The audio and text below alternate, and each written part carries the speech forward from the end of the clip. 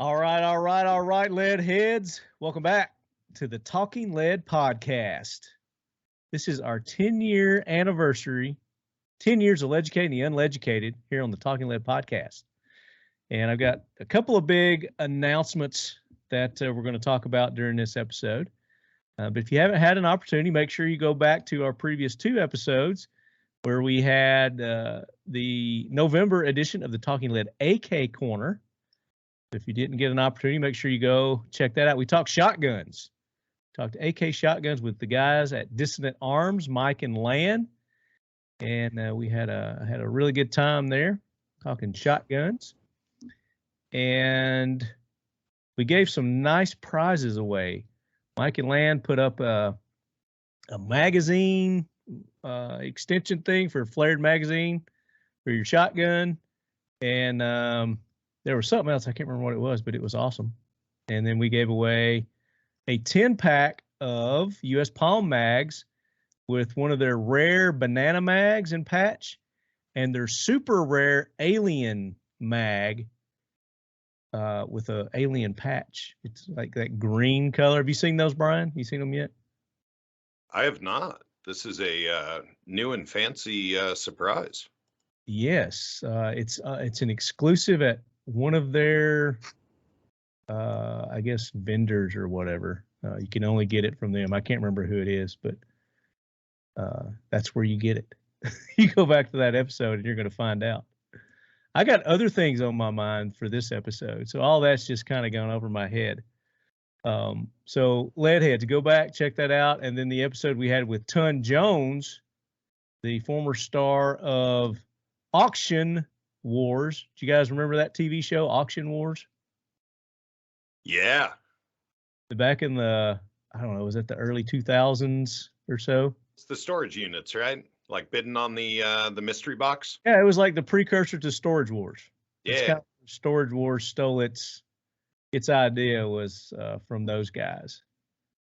So Ton Jones joined us, and he's with a company called Air Force Air Guns, and we talked a little bit about air guns and some hunting that he's been doing. And oh, by the way, Ton just happens to be a great cook also. So go check that episode out. I was trying to find my AK episode real quick, so because there was somebody else on there. I'm having a shitty. Where's it at? The AK corners. Here it is. Here it is. And then also joining us on that episode was our buddy Drew. You know Drew, Brian, from Century Arms. Yes, sir. Problem causer extraordinaire. He's hilarious. It's always a good time when we have Drew on the show. Oh, he's great. And then if you missed it and you didn't hear that episode, we made a big announcement that Century Arms is going to give us another BFT 47 to give away. So on the last episode of the Talking Lead AK Corner this season's December episode, we are giving away another BFT 47 from Century Arms, ladies and gentlemen. That is awesome. And the way we're going to do that, Brian, is they said I could give it away any way that I wanted to. So we finally get to do the mud wrestling. the naked mud wrestling contest videos, yes. However, I opted to go a more noble route, and we're going to raise some money for the Sheepdog Impact Assistance Organization. A great organization that is helps our veteran men and women, not only the military, but also law enforcement and our first responders. And we're going to raffle it away.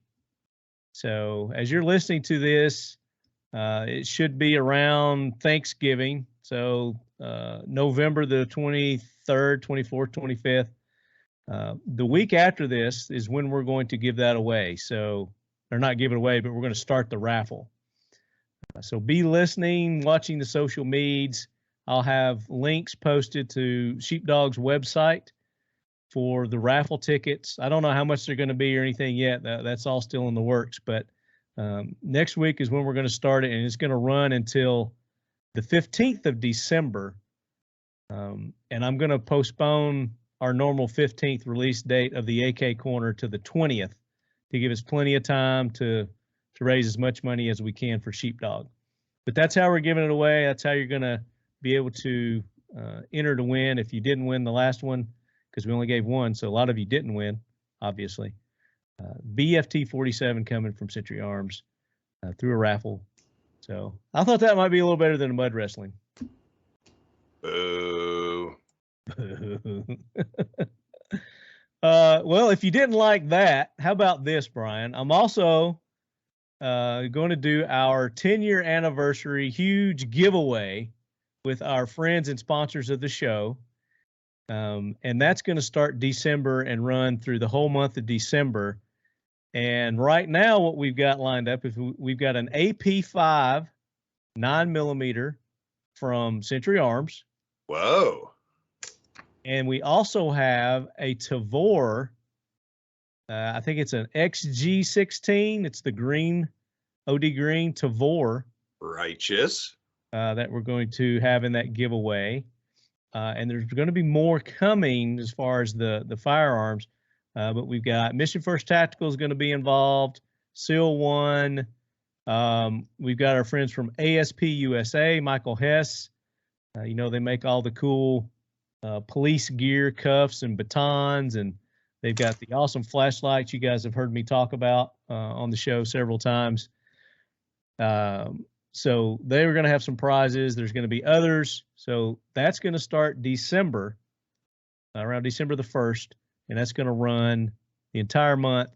And that's going to be through our Gleam thing like we've done in the past. So you'll go and you'll like and subscribe to pages and social medias and things like that of our sponsors. The more you do, the more entries you get. And again, another complete random winner for all those prizes, where we'll have several winners on that. Everything's going to be divided up into separate prizes. It'd be nice, I guess, if one person were to win all that stuff, huh? Oh yeah, we'll certainly have something for the prize table there. We're still sharpening our pencils on exactly what it'll be. Nice. Yeah, we're excited for that too. So more to look forward to. Occam is going to jump in on that, and we've got several others that are going to yet. So stay tuned for that. So that's my big announcements, our big giveaways that's coming. I wanted to get that out of the way. And I want to introduce our very special guest. But before I do that, I want to welcome Brian back. It's been a while since Brian has been on the show, and this is our regular show. He normally joins us for the AK Corner.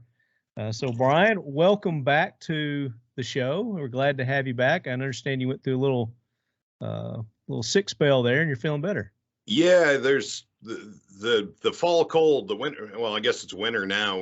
We got a real early winter, and so we're just getting that first run of crud that everybody in town is catching. But I'm vertical again, and super stoked to be on the show again. So thanks for having me, and stoked to be talking with our guest, who's one of my more favorite people out there. Well, he's one of mine too, and he's going to have a lot of information for us this episode. And our very special guest this episode, ladies and gentlemen, is Neil Vermillion. I don't know if you've changed your nickname or not on the grounds, but it's the Combat Accountant. It is. It's still, yeah. Since you have a new profession now. I'm calling you the Combat Grabber. Yeah, so actually, funny thing enough, that actually might be changing back to the accountant side. I'm waiting on a job offer to come through to go back into accounting, but not cannabis this time. I'll go back into more traditional, legal in 50 states kind of ventures. I gotcha. Okay. Well, I mean, you think that's going to be more fun than the crabbing? Fun, no, but I don't know if you guys have seen, they've already canceled the snow crab and king crab season for the year in Alaska. So I need to find something pretty rapidly. They're saying it's global warming and the water temperature up there is rising, but in reality, it's the Russian and Chinese drag boats that have been coming through and ripping up the sea floor with their nets and not letting the crab grow and mature. And so now we're out of an entire species that is soon to be on an endangered species list. Damn, I did not know that. You know, one of the there's some hope there, I think, and it's only because of the incompetence of the government in the early to mid 80s in New England. The striped bass fishery completely collapsed in like the same way. Like they were all gone. Like the news article headlines these days are like, all the crabs are gone and we don't know where they went. And this, like I said, same thing in New England. And there does appear to be something that'll occasionally happen where a population will just bounce, or like one class will die, but the other classes are still around. And so I'm cautiously hopeful, only because of government incompetence, that they've missed where the crabs have gone. Now, I know that they don't migrate the same way that a bass does, but let's hope that they're just hiding. They've found the one rock they can hide under to keep away from the Chinese and Russians. But yeah, it sucks for the industry, that's for certain. Yeah. Well, it sucks for our taste buds too.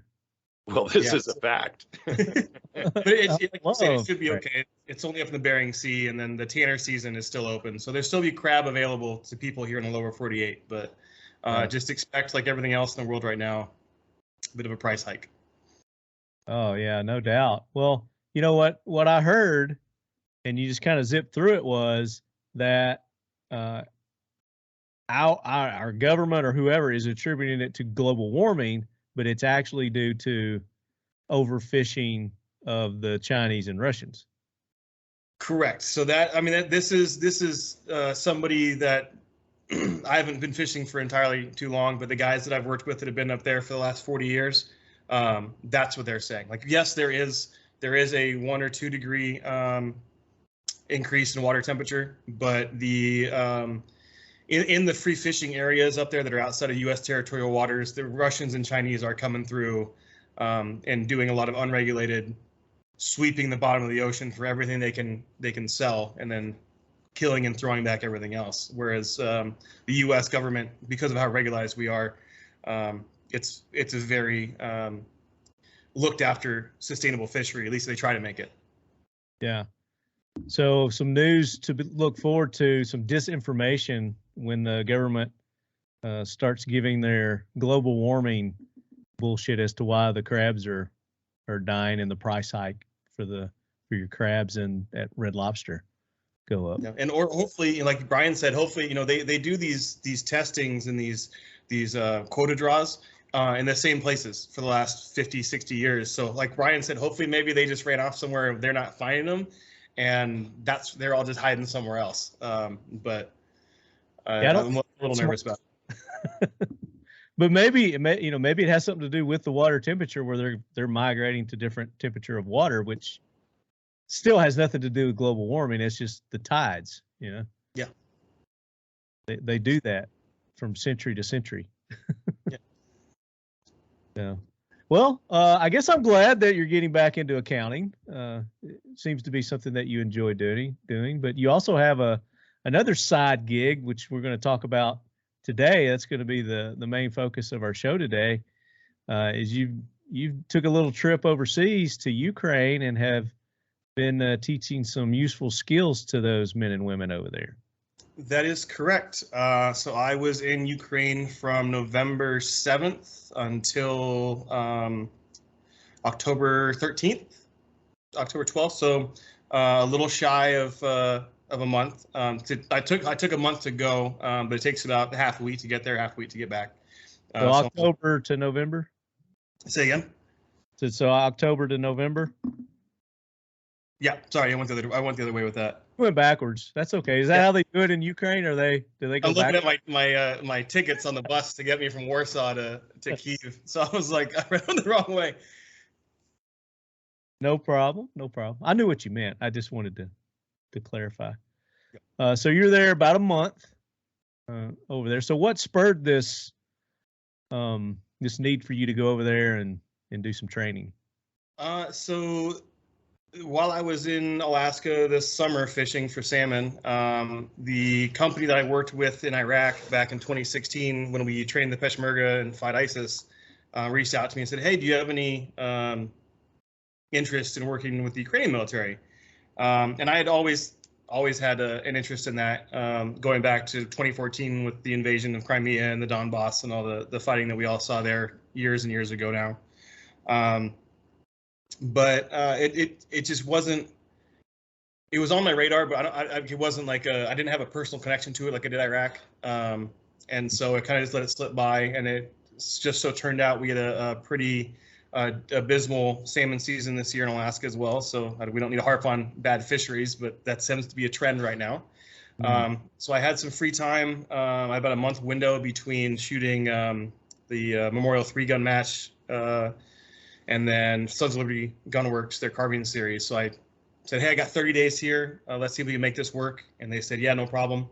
So they booked my flight and got me from Phoenix, Arizona to Kyiv, Ukraine, and then out east to the Donetsk, Donbass area. So what kind of hoops did you have to go through to be able to make that trip? Surprisingly, not that many. Come to find out, if you have an American passport, you can just go places and do things, right? Huh. It's like this wonderful stamp of no need for visas and no need for anything else. Even if there's a war going on, you can get. Even if there's a war, yeah. So this time, I got a couple really interesting sideways looks from people. That's for sure. So going into, I landed in Amsterdam, then Amsterdam into Warsaw, Poland, getting my passport stamped there. The woman at the immigration little kiosk, she goes, oh, so what are you doing in Warsaw? And I was like, I'll be here for like 12 hours. I'm not doing anything. And she's like, where are you going? I'm like, Kyiv. She goes, Ukraine? I said, yes, ma'am. Is there another? Oh, yeah. She's like, so American Legion or International Legion? I was like, no, I have a job. I'm going to go work and train. And she's like, for how long? Like, she did not believe a word out of my mouth at all.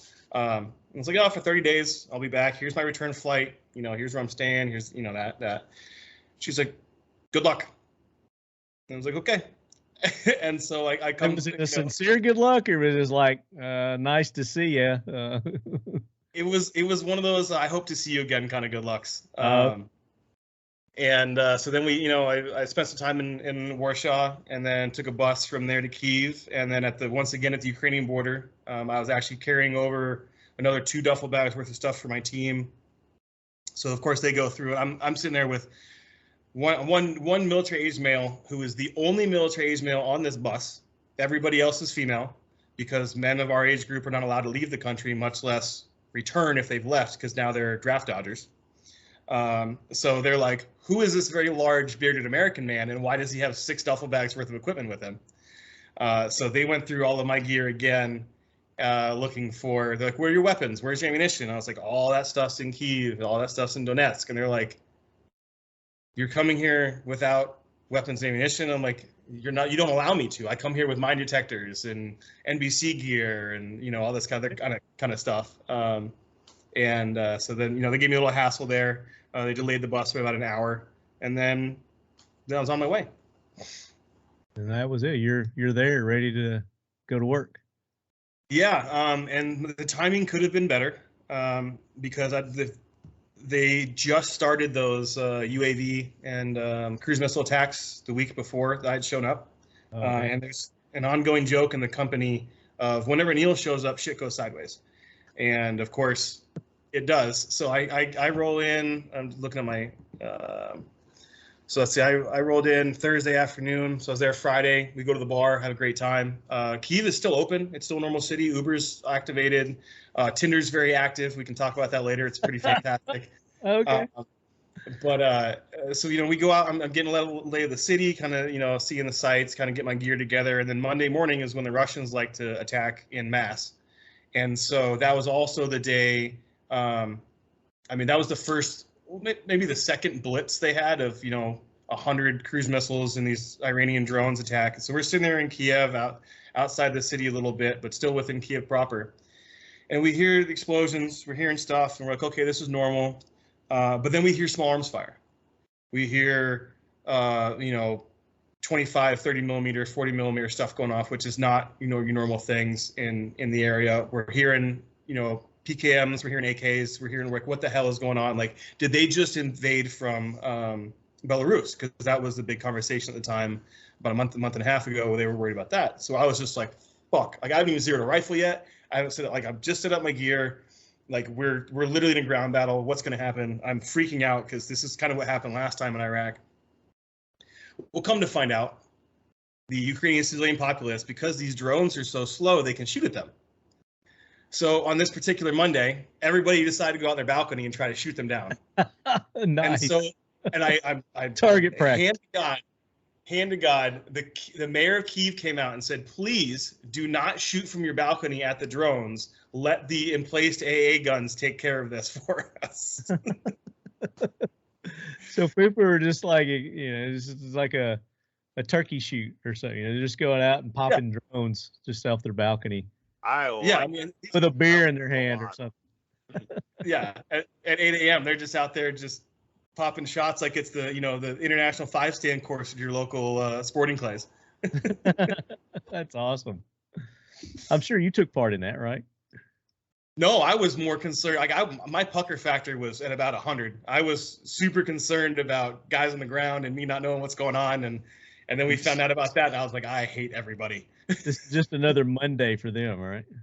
Yeah. You get desensitized pretty damn quickly to those things. Imagine. So when you got there, and you said Kyiv is open for business, and it sounds like they're going about everyday business. And all these missiles and everything, is it just destruction everywhere, or what's it look like? What kind of condition is it in? It's wild, because Kyiv is a city of you can fact check me on this. It's probably 4 or 5 million people before the war started. Now there's maybe 2, so it's very depopulated. There's it's very reminiscent of like World War II. You'd see of the are they called hedgehogs? Those big steel kind of thing. Yeah, the big tank blockers. Yeah, so those are on every highway. A lot of times they're just piled up on the side, waiting to be reused again. There's bunkers on the roads, freeways everywhere, side roads. There's checkpoints. You gotta have your passport with you whenever you're traveling around. There's rolling blackouts from power. So it's not thriving, but they're trying to thrive. So for example, like I said, Tinder's active. So I went on a couple dates while I was there, and my first one, I went to this Georgian restaurant. Sad you got to go all the way to the war-torn Ukraine to get a date. Oh, I can't get a date here back in Arizona to save my life. But I'll tell you what, they love large bearded Americans in Kyiv, and they are all, between 5'4", 5'9", skinny Eastern European models. Every one of them. It is ridiculous. Now I want to go. I highly recommend it. I might go back just for that. Me and my buddies also were joking about bringing home war wives. But I digress. But we went to this Georgian restaurant, and it was the power, they run on a generator, so they only had minimal stuff in the kitchen. They had candlelit tables, which was set the ambiance, but like I can tell wasn't the idea. And so they're running on low power. So like they're keeping things going. They're not letting it affect them, but it's you can definitely tell there's a war very close by. And obviously the closer the war you get, the way more severe things get. But in Kyiv, there's like a hopeful optimism to everything, at least at the time. Nowadays, it's gotten a little more depressing because we had the first snow. Yeah, I was going to say the weather's starting to, the winter's hitting over there now. Yeah. So the weather's coming in pretty hard. And they had the first snow, getting diesel for the generators in Kyiv is an option. Outside of Kyiv, some places not so much. Getting firewood, prices are starting to go up. It's like a weird of like, it's like you're in downtown Manhattan if the rest of New York had been invaded. Almost kind of feeling. It's a very strange, hard to describe, of like everything is fine, but everything is really not okay at the same time. Compare that to when you said you went over to the Middle East. Compare the situation that you were just in versus that situation that you were in, as far as it's the Middle East feels more like a war zone, everywhere. At least to me, it did. Ukraine feels like a war zone at certain parts of the city. You know, like if you go down in downtown Kyiv, they have the destroyed Russian armor display. So that, I mean, that's like very in your face. The graveyards that are all strewn throughout with all the fresh things, the memorial signs. So I mean, it's you know the war's there, but like then you can also go to McDonald's that has a 20-minute wait because it's just they just opened the one in Kyiv. So it's a very and I guess what I was it's like it was maybe like the demeanor of the locals. It sounds like they're a little more optimistic and like you said, thriving versus probably what you experienced in the Middle East. They're trying to be. They're trying to put on a good face, but at the same time, you know, you talk to these girls and they're like, I slept in my hallway because I'm afraid that a cruise missile is going to hit the side of my building and I don't feel safe in my apartment. So it's like they're very. I will not let this affect my life, but then, you know, I guess kind of behind closed doors, they're a little more scared of what's going on, rightfully so, you know. And you have to have the conversations in the way I kind of, you know, being an accountant and using my brain and rationalizing numbers and stuff. I was like, you honestly, you look at statistics. I mean, they're launching, you know, two of these missiles will hit Kyiv and maybe 11 or 12 people will die. You know, sometimes only 1 or 2. Statistically, you're more likely to get in a car accident on your way to work and die doing that than you are to get hit by one of these missiles and being killed. Granted, it's terrifying to think about because you're used to the vehicle accident being an always constant thing, but this is a new threat that you do not used to dealing with. So of course that's what you hyper focus on. Sure. But it when you have that kind of conversation, rational time with people, they go, oh yeah, okay, so I guess it really isn't that bad. I'm like, but then the next strike comes on a Monday and then all that goes out the window. And yeah, and I guess as far as them welcoming you there versus the Middle East, I'm sure that's a whole different experience too. Yeah, the Ukrainian people are extremely what word I'm looking for? Thankful. Yeah, I'll say not beneficial, but yeah, thankful. Like they love us. They absolutely like. You go places, and I saw this in outside of Herbal when I was there, but never any time ago. Maybe that's a better word. Appreciative. Say again. I said appreciative. Maybe that's a better word. Yeah. You know, there's a couple reporters that were with us my first couple of days that were getting the lay of the land, and one of the guys had a friend of hers that owned a cafe, and he said, hey, you know, this woman, she just wants you guys to come have some coffee. And she just wants to say thank you. And I was like, I haven't done anything. He's like, yeah, but like you're here. And to her, like she's been here, you know, a lot of people left Kyiv after the invasion. And when the Russians were super close and they took over the airport and they were slowly pushed out. And this woman stayed there the entire time. She kept her cafe open the entire time.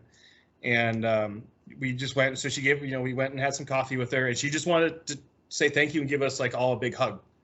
And it was super cool to see. It was super sad, but it was super cool to see that sort of, you know, in telling her, look, I haven't done anything. I got here yesterday. You know, I've done nothing for your country. I've done nothing for you, but I'm here to do something. And I think that like that's what she needed. You know, I'm glad that somebody from America, from NATO countries, is physically on the ground here and is in Kyiv and is doing something about the situation that's going on.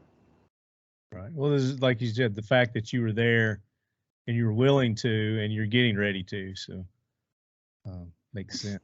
But yeah, the gratitude that I guess that they're showing you versus when you were in the Middle East, probably completely different, two different types of again, I'm searching for words here too, but I guess feelings of whether they want you there or they don't want you there, kind of deal.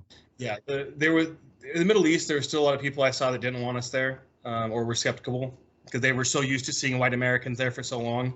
But Ukraine is definitely like, oh, there's other like people like me that are here, You know, it's the cultural differences are pretty big, but it was I definitely felt more welcomed in Ukraine than I did in the Middle East.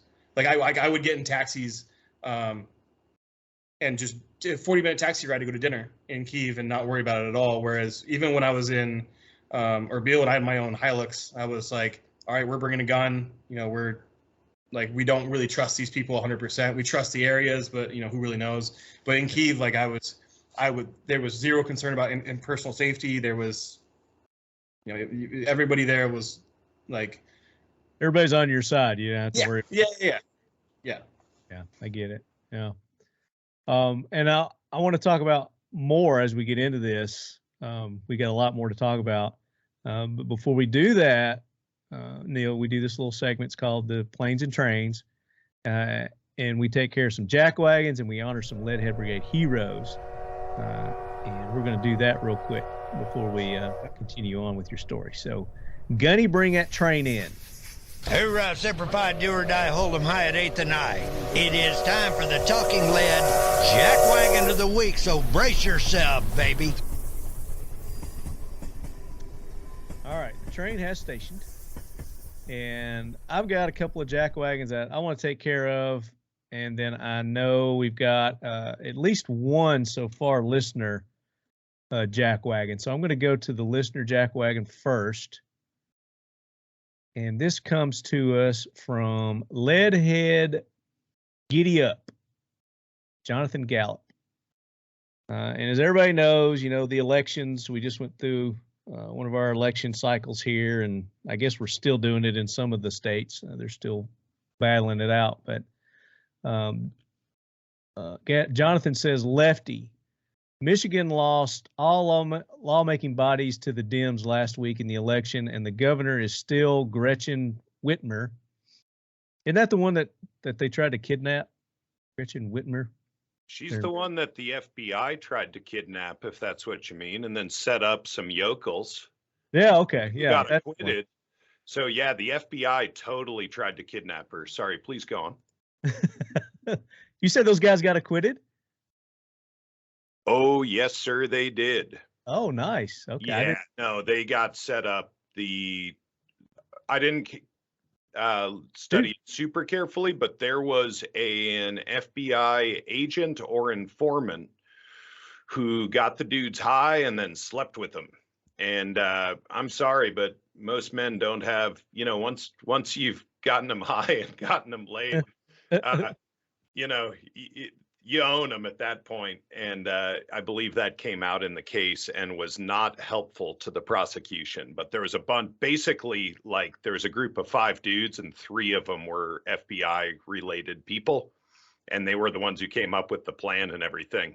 And well, the other dudes you don't hear that story. They don't talk about that in the news, in the media. I'm aware, but you can find it. It's pretty great. That's awesome. I love it. I'm gonna have to look that up now. So Giddy Up goes on, says basically minutes after the election, they began their gun control business again. And he provides a link, but what a load of hogwash, he says. Nomination is obviously the opportunistic Dems and the idiots who help vote them in. This hasn't happened in 40 years, and when they had control last, Flint, Detroit, Lansing, and Grand Rapids were all rotting from the inside. I'm beyond pissed off because of this. I wonder why. You basically don't even need to look at the link. It's all the tried old talking points: 10-round mags, safe storage, the return of the almighty gun boards. Don't get me started on those. Same stupidity, different day. So anyway, I hope this message finds you and yours well and in good spirits. So that is a great nomination there. Giddy Up. Thank you for sending that in. And yes, they definitely are going to get a ride on the Jackwagon train. You guys have anything to add to that? All gun laws are infringements. Yeah. You know, and like if you're waiting for somebody to come save you, go to the bathroom and look in the mirror. There you go. All starts with you. All right, y'all have any Jackwagons? Neil, you got a jackwagon? Got anybody want to throw on the jackwagon train? Let me do mine. I've got one here. And this comes to us from Texas. It says, Texas mystery man dubbed Edward Scissorhands cuts neighbors' trees overnight. So it says, neighbors want to nip this vandal in the bud. A mystery man who residents have dubbed Edward Scissorhands has been bizarrely snipping branches off residents' trees late at night in Fort Worth, Texas, stumping cops and neighbors. The self-appointed arborist oddball has trimmed at least a dozen trees on streets in front of homes in the area and was caught on camera several times mid-snip, according to CBS. Sometimes he'll just take a little bit, but then other people's trees, he'll take massive gobs. Neighbor Ashley somebody fumed. They're pissed that this guy is going and trimming their trees. He's not like cutting them down or anything. He's actually trimming them and making them look nice. And these people are upset about this. I was going to ask, in what context? Like, is he just like shaving off a side of a tree, or is he like trimming the tree? Because I pay a lot of money to have someone do that for me. So if he can live next door to me, I would love that right now. Exactly. I'm going to offer, that this guy can come to my neighborhood. I'll even put him up, if he wants to do my trees, because yeah, they charge an arm and a leg. I had a company come out a couple weeks ago to give me an estimate on trimming some of my trees and branches. And it was just like 4 trees. And you know how much it was? $3,000. They want to charge me $3,000 just to trim some trees, some branches. I thought my 1800 was bad. It's freaking ridiculous, man. And I had a couple that I wanted to, just cut down and take away. That was going to be, I didn't even want to get into that. It'd probably be another $5,000 each. Yep. But it goes on to say, in a home surveillance footage, the branch bandit can be seen doing the deed, normally at around 3 a.m. with an unleashed dog, before stepping back to admire his work. It says, I was talking to my wife, Emily, and I was like, hey, we had a storm last night, this guy said, referring to down limbs in front of his home. I guess he's not carrying the branches off. I get, maybe that's what they're pissed about. And she was like, oh no, that's Edward Scissorhands. And so I was like, what? His wife, Emily, said the limb lifter had earned the nickname, a nod to the 90 movie Johnny Depp. I think we've all heard of the Edward Scissorhands movie. People in the neighborhood were talking about it, and seems like he was just hitting certain streets. Police are now using the footage to investigate who the unwanted tree trimmer may be, the station reported.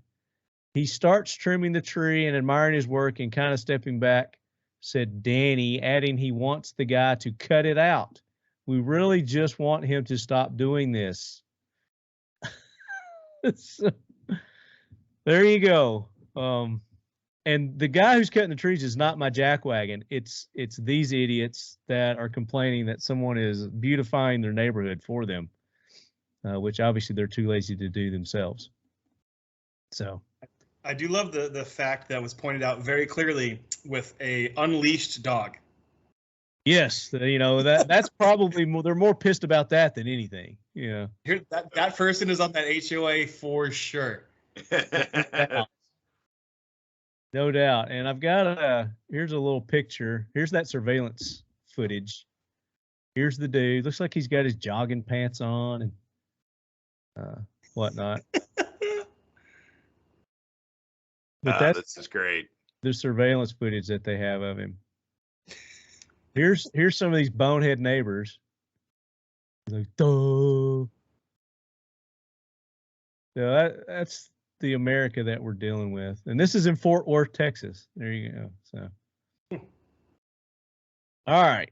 So that's my jackwagon. Did that spur any jackwagons for the two of you? Well, as you know, Marty, I've got a really long list, but we had talked about going over the happenings in Moscow, so I can cover that real briefly. Okay, yeah, let's talk about that, because I know a lot of people are anxious to know what's going on there in Moscow with the murders that just happened to those college students that got stabbed to death. Well, the first thing to know about Moscow people is that if you call it Moscow, they get all uppity and say, no, not like Russia. It's different. Yeah. But the funny thing is that if you have any Russian friends and you ask them how they pronounce Moscow, they'll call it Moscow. And so there's this funny, there's an interesting thing. Another big deal with Moscow is that it's like Prescott, Arizona. Prescott. It's Prescott. Oh yeah, totally. It's not Prescott. It's like or Buena Vista, Colorado, which is the funniest thing ever. It's Buena Vista, but they're like, nope, that's not how you say it. That's a Mexican word. It's Buena Vista. Yeah, I love it.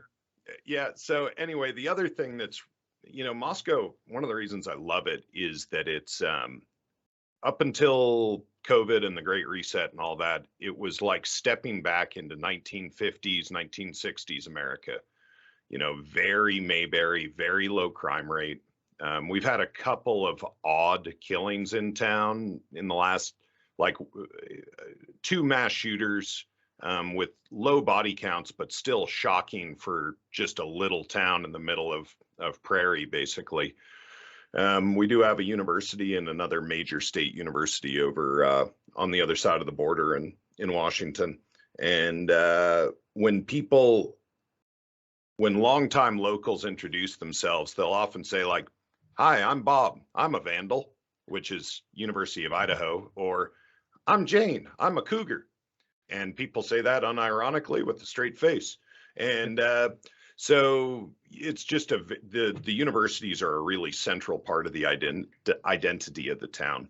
And Sunday morning, some kids woke up in an off-campus housing, like an apartment house, and discovered that 4 of their housemates had been stabbed to death overnight. And there was blood, actually. There's a crazy photo up on the interwebs of blood leaking out and dripping down the foundation of the house. So everybody's being extremely tight-lipped. I've got a few friends who are cops and other friends in local government, and none of them are saying anything. And so I don't have any inside scoop, but we've been following it enough to where we've kind of got a decent idea now. That basically there was a keypad on the door, so anybody with the combination could get in. Mm-hmm. And 2 of the girls had like 10 conversations within 30 minutes with an ex-boyfriend of one of the victims. And so nothing's definitive yet, but that's the first piece of data that has things starting to click into place. And the police have been very clear that they were targeted. They haven't said that they know why or how that they know that. And there were some early missteps with the local police, because there are no murders don't happen here. Violent crime barely happens. Right? Yeah, and these are good people. And the police chief apologized publicly for 2 things midway through last week. One was saying that there was not a threat to the community, and the other was in being late to give a press conference at all. I think it was like Tuesday or Wednesday after the Sunday when it happened, when they first had a press conference. And he was getting a lot of heat for that. And it was the first time in 25 years that I can remember a public government official apologizing for anything. And it was so refreshing to be like, what a stand-up dude.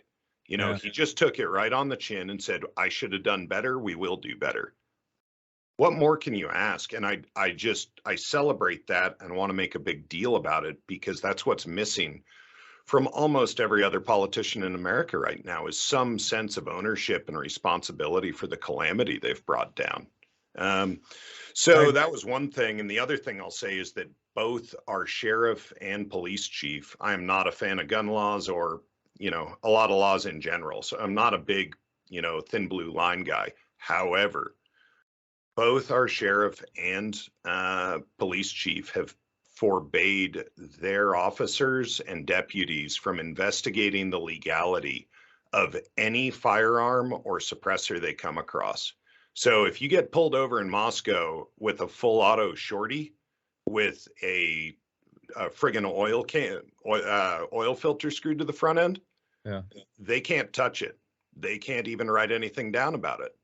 So these are people that our law enforcement typically really is pro 2A and is awesome. And so for anybody that's in the Moscow area that happens to be listening, telling your local government people that we really like the chief and we don't want him gone, I think is probably a good idea.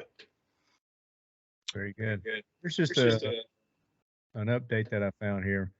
Moscow police provided an update on the investigation of the quadruple murder at the University of Idaho.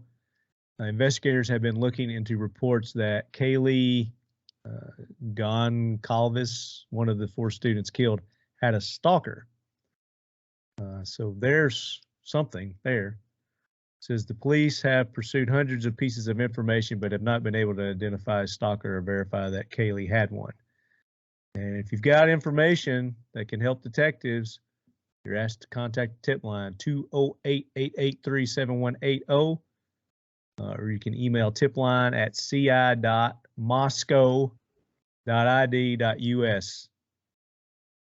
So hopefully by the time you guys hear this, they will have apprehended the perpetrator or perpetrators. I mean, I would think there had to be more than one to take out that many college kids. You know? Yeah, before we heard about the ex-boyfriend, I was having fantasies of, you know, like a drug mule that pinched some product or something, because there is a drug corridor that runs straight through our town from like Vegas. You can get from Vegas to Coeur d'Alene just on one road, and it's sort of a back road for drug trafficking. And there's Russian mob up in Spokane now, and there's also some MS-13 up there. So that was what we were kind of talking about around the water cooler before the ex-boyfriend thing, and all of a sudden that starts sounding really simple. So we'll see. It's really shocked the town very badly, because this is the kind of place where people don't lock their doors. People leave their car keys in the ignition. It's that kind of town. And so it's really stressing people out, because they're just not used to kind of how Neil was talking about Ukraine and the sort of weird the switches that flip for people, where all of a sudden their situation is the same, but it's not. And that's well, it's going to be like that. I think it's going to be something like that. The gay club that was just shot up. Where was that at? Colorado Springs. Yeah, Colorado Springs, where the perpetrator again fits the complete mold of every mass murder that we've seen up to date. Is they had a prior record. There were warning signs. He'd been arrested before for things, and he was let go just to go and do something like he just did. So I'm not going to be surprised if somebody's got mental problems or people. I don't think it's going to be. It's probably just going to be one person. But again, the murder weapon too, they say, is a fixed blade knife, which they haven't recovered, so they don't know for certain what it is, but it's some sort of a cutting instrument, stabby instrument. Yeah, they're having a real hard time finding any big clues, apparently. And they were looking around. K-Bar was getting thrown around as what it probably was, but nobody sold one recently in town, and there's only a couple sporting goods shops in town, so it's stumping them. They've brought the FBI in. They're using their psychological like profile team like they do for serial killers. So they're throwing everything they can at it, as far as I know. Yeah, I mean, it's just weird that they don't have some better leads. Yeah, especially in today's technology with all the cameras and everything that people have on their doors and and whatnot. Do you guys have a lot of those cameras in your town? Far too many of them. Yeah. They pipe all that stuff to the feds, and so I'm just seriously not a fan. But yeah, it is ubiquitous here. Yeah, I would think that would probably play a big part in their trying to solve this. But And they do have a bunch of video, just not anything that's conclusive yet. So we'll see. Got you. All right, well, let's counter all this negativity with a little positivity. And I don't know how positive this is, but my hero, one is the guy who's trimming the trees there in Texas. He's one of my heroes. I love that guy, and his dog. But here's another one. This is again Texas again, another Texas story, and this is I don't have the dateline here. I'll find it when I read this story. So this may be the most blunt help wanted ad of all times. It's Texas business under fire for now hiring non-stupid people sign. So this guy is my hero. Walter Parsons, owner of Pets Gone Wild Resort, bought the eye-catching sign after growing frustrated at some of the workers whom he had previously employed. We're trying to weed out the people that do come in. We hired one last week that lasted 3 days, Parsons told this news station. While the unconventional tactic seems to have worked for Parsons, some locals have taken offense to the unconventional signage. What does it say to prior employees? Oh, we think you're stupid, so we're trying to hire somebody that we think is smarter than you. A Pasadena resident named Taylor, now there's a stupid name right there, told KHOU 11. The fact that they felt so emboldened to put something up like that, it's disgusting, it's distasteful, and it's unprofessional, Taylor said. He must have been one of the people that they didn't hire. Despite the criticism, Parsons said that within 24 hours of putting up the banner, he found 3 applicants. The pet daycare owner said previous staff were unmotivated, often paying closer attention to their cell phones than the pets they were being paid to look after.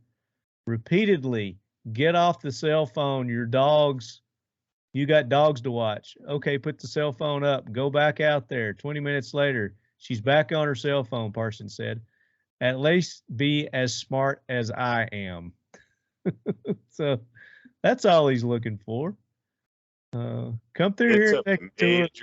It's a major problem right now. Major. And I think it's a combination of drug use and mental health issues where a lot of people just are not performing to their IQ, to their potential, let's say. Let's not even talk about IQ. Just when people are as worried as they are about different things right now, boy, is it showing. You know, it's the difference between now and pre-Great Reset is insane. It's lack of holding this generation accountable for their actions and the coddling, the incessive coddling that's happened over the last few decades. It's catching up to us. What is that movie? Idiocracy. Idiocracy, Yep. man. It's Yep. real. Yep. It is It's a real thing at this real. point. And I think that we should start talking about phone addictions, which we all have, as more like a drug problem than not. As far as I can tell, social media and phones in general function nearly identically to a chemical drug. And it is doing really bad things to our brains and our society. So I have an anecdote about that specifically. And Brian, 100% agree with you, because when I got back from Alaska, both times this last year for winter and summer fishing, our phones don't work up there. You're out in the ocean, So I'm like, this is a brick. All this is like an MP3 player, and movies at night. And so I came home. I'm used to my phone not working. I lost my phone in my house. Don't care. I'm so used to not working. No big deal. For like a week, I found my phone after like 3 days because I wasn't concerned, but I eventually was like, I need to find my phone because I don't want to buy a new one. But people are like, I heard you lost your phone. Are you okay? Like, is everything fine? I'm like, yeah.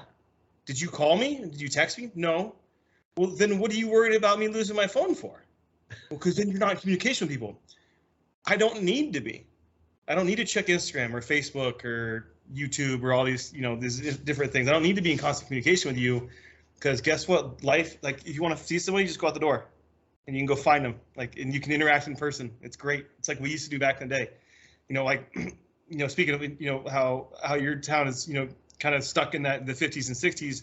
You know, you remember back in the day, we'd ride around and find, where's everybody at? Oh, look for all the bicycles in the front yard. You know, same kind of concept. Like, you can still look at all the cars that parked in front of somebody's house. Like, it's okay to still do that. But people could not wrap their heads around me going, yeah, I don't know where my phone is. Yep. Well, it's the whole COVID thing too, where people were locked up and isolated, and you know that was their, you know, their comfort zone right there, and that's how they kept in touch and checked on people, and you know made people even that much more reliant on, you know, the digital age, the big time phones, the computers, and that is what the World Economic Forum wants. You will own nothing and you will be happy. You will live in the pod. You will eat the bugs. You will Netflix and chill. That is absolutely, you will use our digital currencies. That is absolutely the goal. Yeah. And that adds to it the 10, 15 second time span, the attention span people have. Like, yeah. So yeah, it is getting to be, I am trying to actively figure out how to remove my phone from my personal life. Because I think we're making a terrible bargain in having this close an attachment to an electronic object. Yeah. Yeah, it's definitely a quagmire. I'm trying to figure Brian, out. I have a suggestion that I've been toying with too, because I want to give it up, but I don't, because I'm still just Understood. You know, I still got the needle in my arm. I haven't quite pulled it out yet. Yep. Get one of those Nokia 8810s, or what are those ones from back to the blue ones that had Snake that send text and phones, and that's it. Yes. If you get one of those, I guarantee all you're going to do is use it for what it's for. So this is heartbreaking. I actually set up there's a distro of Android that has all the spyware ripped out, and I believe it's called Legacy, something like that, or Heritage. It's something like that. And a buddy of mine set me up with an old phone that ran that, and it was perfect because it did signal, text, and phone. And you could add stuff. You could make it as dumb as you wanted, but it would run signal as well. And it worked for one day. And you guys may have seen RoHS on the back of your electronics in the last 15 years or so. And it's lead-free solder plus some other stuff. And lead-free solder is dying wicked fast. And my buddy who was refurbishing these phones for a while was saying he was having to reflow most of the BGAs, which is a particular kind of solder joint that's tricky, but these phones use.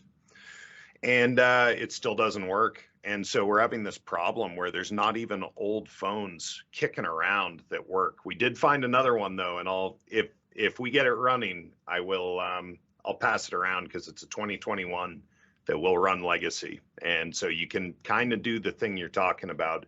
It's just insanely more difficult than I thought it would be and than it should be. But totally agree with you on going backwards. That's a good thing. You know, personally, I feel the same way that you guys do on a personal level. And I try my best not to use it for anything other, like you said, like an MP3 playing music and, you know, listen to podcasts and stuff.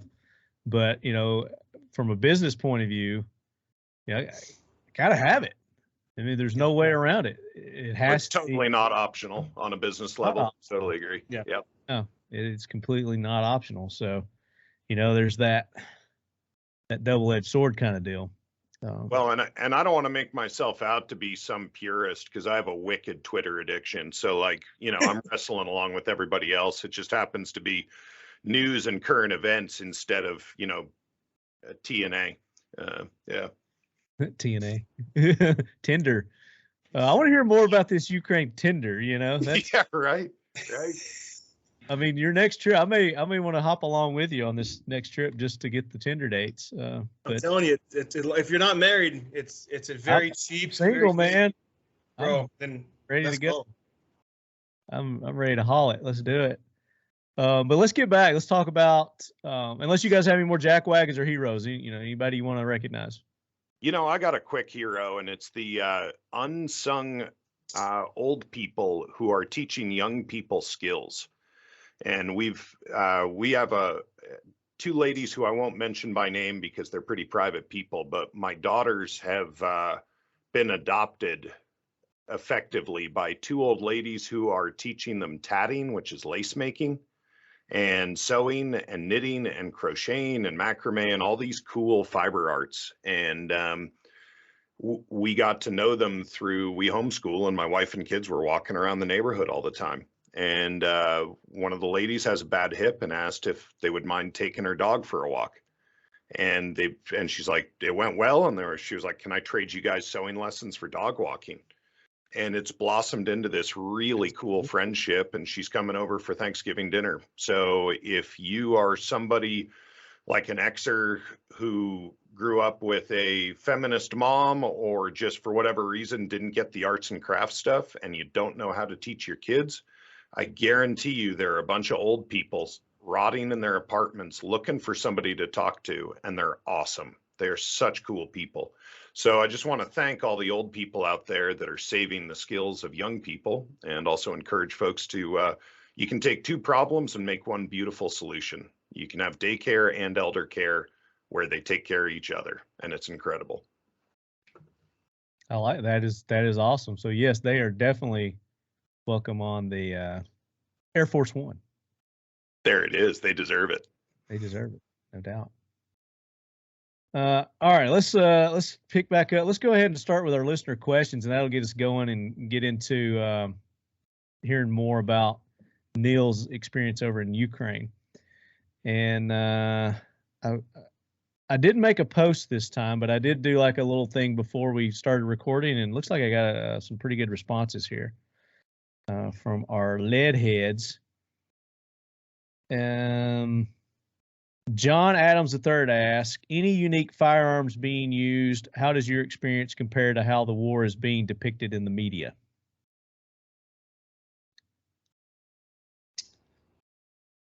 Okay, two-part question with vastly different and longer answers. Let's start with the how does your experience compare to how the war is being depicted in the media? So I'll be honest with you, since I've been home, I try not to watch anything in the media about Ukraine. I just talk to the guys that I've met and know out there. I don't trust the media, as majority of us don't anymore. Well, we'll get firsthand from you. So you tell us, what you're seeing there. And I mean, you kind of touched on it a little bit as far as the day in and day out. People are just trying to live their lives as normal as possible with, while being bombarded. Yeah. So let's start there. Thank you. That's a great segue into this. So if you're in Kyiv, we talked about that. We touched on that briefly. It's like we said, kind of day-to-day life, but obviously some changes. The farther east you push, the more serious things get, pretty rapidly as well. It takes, so driving from Kyiv to Donetsk, where I was before I came home, took us about 13 hours. Pull a map up while you're talking about this, and that'll help our video audience. And this is also, Ukraine works on a different schedule. There's I need you to be there at 1700. So I need to SP at 09. Well, in Ukraine, it's like, I need you to be there today or maybe tomorrow. And they're like, okay. So, when you travel, things go a little slower. You make stops at these little places and you get chai, you get coffee, you get snacks. We stopped at a place and some random guy just heard us speaking English and saw us in uniforms and bought us a bunch of energy drinks and protein bars. Like I said before about people being thankful and happy that we're there. Yeah. So if we're looking at this map in Kyiv, and if you go east to the Dnipro River, so a little farther, so you've Kharkiv, Belgorod. So if you're looking down in the right-hand corner, the Donetsk. Yep. So that was just outside of there is where I was for the last week of my time there, and we were surrounded by Russians on all three sides. And Donetsk, you were on all north, east, and south. It's kind of. So it was without getting you can. So a lot of things I want to talk about, but I don't want to do OPSEC problems. Yeah. But basically, there's a corridor from. We don't have control at the time. We didn't have control of Donetsk proper, and there's basically a channel of Ukrainian, like a finger of Ukrainian power that progresses in there down that freeway. I think it's the MD39, whatever that blue one is, right there above to the top left of Donetsk. M30. M03 or this one? That one right there, yeah. Okay. So in that area around that freeway is where the Ukrainian military has pushed into that area. So they kind of control along that freeway up to the northwest and the west, control along south and then east, and then on the west-hand side of the M03 freeway. So it was always a concern of ours that middle of the night that they'd get frosty and they would push through these towns and they would cut us off. Our nearest major town that we could get to was Dnipro. So if you go northwest of there, other direction. Oh, northwest. Sorry. Yeah, sorry. No, you're good. A little farther west. Why is it not showing? Is it along the way? It's on the Dnipro River. It's about a 3-hour drive from Donetsk. Okay. So it should be Dnipro right there. So that was like, so when I left Ukraine, I was in the Donetsk region. We took a boat across a river. Then we took a car to Dnipro. And I took a train from Dnipro to Kyiv, and then a bus from Kyiv to Warsaw, and then a plane from Warsaw back to Arizona. So literally, it was planes, trains, cars, boats, airplane. I mean, every form of transportation outside of a helicopter to get home from there. So where did you fly into? Warsaw, Poland. Okay. So that would be northwest of Ukraine, right there in Poland. So if you fly to Warsaw, I was there for a couple hours, met a handler we had there, and then hopped a bus from Warsaw to Kyiv. And then that drive long, like a couple of days. Yeah, it takes about a day and a half, 2 days to get there. According to my bus fare, you leave Warsaw at 11:15 p.m. and get in at 3:40 p.m. So, and you also cross some time zones, get a couple delays. So I think I arrived around 5 p.m. So that was. And how are people's attitudes in this part of the country further from the war? Not that great, because if you look just north of there's that big ass Belarus, and yep. Belarus doesn't like the West. It's a dictator country that was taken over within the last 5 years. I can't remember the exact date. I met a girl in Warsaw. Her family were political refugees because she was setting up protests against the new dictator, and they were forced to flee. Which that added a whole different thing. She's like, "Oh, I'm from Belarus," and I was like, "Oh, I'm a refugee." I was like, "I thought you were Ukrainian." She's like, "No." And then that led down that road, and I was like, "Holy shit! The geopolitical things in this area is insane." But there's a bunch of Russian soldiers deployed currently in Belarus on that border. Which, if you look at that little finger that points down, it's really, really close to Kyiv.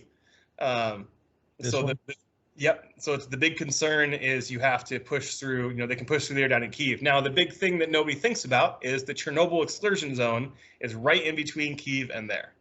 Because that was one of the things that I wanted to go see while I was there. I was like, can we go? And sure. I wanted to see the Ferris wheel that we all know. Mm-hmm. And apparently in Ukraine, they're like, why do you go there? That has nothing to do with Chernobyl. It's in all the video games. Come on. Yeah, exactly. I was like, I got to go see this. And they're like, no, you go see the town, you go see the radar station, this. And I was like, no, I get that. But my inner Call of Duty nerd needs to go see this. Right. Exactly. This thing. So unfortunately, I was unable to do that. That was closed. That whole area is closed to the military now. But yeah, down here in the south of Belarus, close to Kyiv, allegedly there are a bunch of Belarusian soldiers stationed there, as well as Russian. In reality, they say there's 20,000 Russians there. The Belarusian military is only 60,000 strong. Yeah, they're not going to have a third of their army there. Yeah, there's not a huge threat, but it's a concern, and people don't think about stuff rationally, and they just think about war, and they hear numbers of soldiers in these places, and so they get concerned, which is understandable. Propaganda. Yeah. Oh yeah, and the propaganda is strong. It's very strong on both sides. I'd say stronger on the Russian and the Belarus side than the Ukrainian side, but they're definitely using. Is Belarus? Are they part of Russia? I mean, it's a whole other country, right? But it's a whole different country. They're a dictatorship, one of the last remaining dictatorships in Europe. I only know this because of the last 30 days I had to learn this. Is their army part of this as well? Are they supplying soldiers and whatnot? Providing passage. They're providing passage to Russian military, but then you've got to think about it's not just them. You've got I'm not sure if you've heard about the Russians are now recruiting Afghan special forces guys out of Afghan to fight in Ukraine. Because they're being searched by the Taliban, and so they don't want to get caught and have their families killed. So they're providing them amnesty. You got guys coming from Libya. You got guys coming from all over the Middle East now. I haven't heard of confirmed large numbers, but I've definitely seen pictures and reports of at least a couple hundred. So, kind of mercenary type. Yeah, it's like basically they're trying to turn them into like an Arabic Wagner group, but folded into the Russian military. All right, so the trip from Warsaw to Kyiv, you make that trip pretty uneventful. Anything going on happening during that? No, just a lot of realization of what I was getting myself into. Like I said before, I was the only military-age male on that bus, which I didn't realize until we got to passport control. And I got off the bus because I was one of the last guys on. And I looked around and I was like, oh, this is like a bus of like 50 people, and I'm one male. I think there was two gentlemen, probably in their 80s. And then all the rest, women between the age of 21 and 45. It was just very strange to, and also be the tallest one by a full head. None of these women came up past my shoulder. Sure. So I was not, if I wanted to blend it in, I would have died. So obviously it's pretty unique to have a Westerner travel this route, I guess, because like it's one of there's only two routes to get into the country. You've got to either fly into Warsaw and take a bus, or you can take the train. You can also take the train from Romania and Moldova, but those are Warsaw is like the 90 to 95% of the Westerners will come to the country that way. Yeah. And you were the only one on this trip, obviously. Yes. Yeah. But you were meeting some people there that were already in country, or did some people come after you? No, I met my team there. There was 3 individuals already in Kyiv. With there's supposed to be another one that was supposed to follow 2 weeks later, but he ended up in Africa doing some EOD work, and he should be traveling there within the next 90 days or so. Yeah. Now, I guess for our listeners who aren't familiar with you, didn't listen to the previous episodes that you're on, just kind of give your background and qualification for why you're doing something like this. Yeah, so I spent 6 years in the U.S. Army from 2003 to 2009. I was a artilleryman, 13 Bravo field artillery. Went to some other schools, did some other jobs, and then when I got out of the military, became a firearms instructor. and then got back into contract work, military work. Ended up in Iraq in 2016 fighting ISIS with the Kurdish Peshmerga. A lot of people might be familiar with Charles Keating, Navy SEAL that was killed back in 2016. He died when our team was overrun. So I rock a lot of his gear. They have the C4 Foundation, which I will shamelessly plug at every opportunity that I ever get. Plug it. Plug it. So C4 Foundation, those of you that don't know, is the Charles Keating IV. We call him Chuck Heavy. He's here from Phoenix, Arizona, where I live now. A lot of guys that I shoot with currently. I also shoot competitively. They grew up with him in high school. The foundation has gone from a remembrance thing to helping the SEAL families and SEALs when they come home from their extremely high tempo deployments to reintegrate with society and reintegrate with their families. So it's located outside of San Diego, California, and it allows SEALs when they come home from these, either be it 6-week or 6-month deployments to spend time with their families, their fathers, sons, wives, and daughters, and get right. And get back in the right headspace, and so that way they can get back to training and not have to worry about the mission here at home. So it's a pretty big thing that I believe in. It's also a 501c3 nonprofit company. So if you have any leftover money as a company and you want to find a good place to do a donation, you can write off and not pay taxes on that. This is a great place to send it. So very good, and it's c4foundation.org. Is where you leadheads can go if you're interested in donating or helping that organization out, which you should. I've got it pulled up for our viewing audience here, and they got Facebook, Twitter, Instagram, all that. You guys can link in from their website. Very cool, very cool. So talk a little bit more about the, I guess, what you witnessed while you were there, as far as the civilians and I guess the conditions that you're seeing there, because like you said, you haven't been watching the news, but our listeners will be able to compare what they're hearing versus what you actually witnessed and saw there. And then of course the military, we want to kind of hear about. I guess there's only so much you can talk about as far as the training and what you were getting into, but as far as demeanor of the military men and women there. So that's very unit specific. I can't go into who specifically we worked with until after the war is over, just based off of OPSEC, and that's going to be, unfortunately, a lot of the conversations I have with people, that's kind of where that direction goes. Completely get it. But the guys, but the morale and their attitudes and things I can definitely discuss. So some of the top tier units that we've worked with have been phenomenally motivated. They've been well equipped. On par with one unit I worked with would be on par with like the FBI HRT, and they are dialed in. They have the weapons they need, the ammo they need, night vision, thermals, drones, accessibility to MLRSs, to HIMARS, the new hot topic that we've got out there. All the way down to some more frontline units that are extremely well motivated.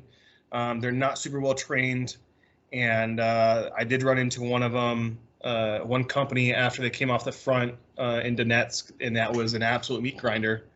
And I've never seen so many dudes absolutely like World War I level shell shocked of like, holy fuck, what just happened. And to put that in perspective, the unit that I met up with, I was there for a week outside of Donetsk. The day I got there, so we initially had a training program set into place 48 hours before that I was going to come out and teach their sniper teams how to engage targets between 0 and 1,000 meters. And I got there on a Monday, and the previous Sunday they lost 150 guys. 50 of those were killed, 100 were wounded. The day I got there, that number dropped significantly down to, I think it was 5 or 6 killed, and then times 220, times 2 wounded, and that kind of continued on, and so it was really hard to work with people in an active war zone that were actively fighting, but then also trying to keep the morale and kind of just discuss concepts with them. So this group that we'd run into, we did some leadership recon, and we were checking out some ranges that we could use, and came back, and these guys just come off the front, and they were about as demoralized as you could get, while still being walking functional people. You know, they're smoking, they're joking like soldiers do, they're doing the typical stuff, but you can tell that these dudes, I mean, they all got the 1,000 yard stare, they've all got the hard of hearing, they're all just pale, you know, they're worn out, they're tired. Yeah. They've been through an assault, they've been through a counter battery of Russian fire. They lost an untold amount of guys that were with them, and I will say that they all, for the most part, they all wanted to come up and say hi to the Americans and shake our hands, which was weird. Because I haven't been specifically in the mindset that they were in, but I've definitely been through some severe gunfights and indirect fire that have put me in a different mindset. And these dudes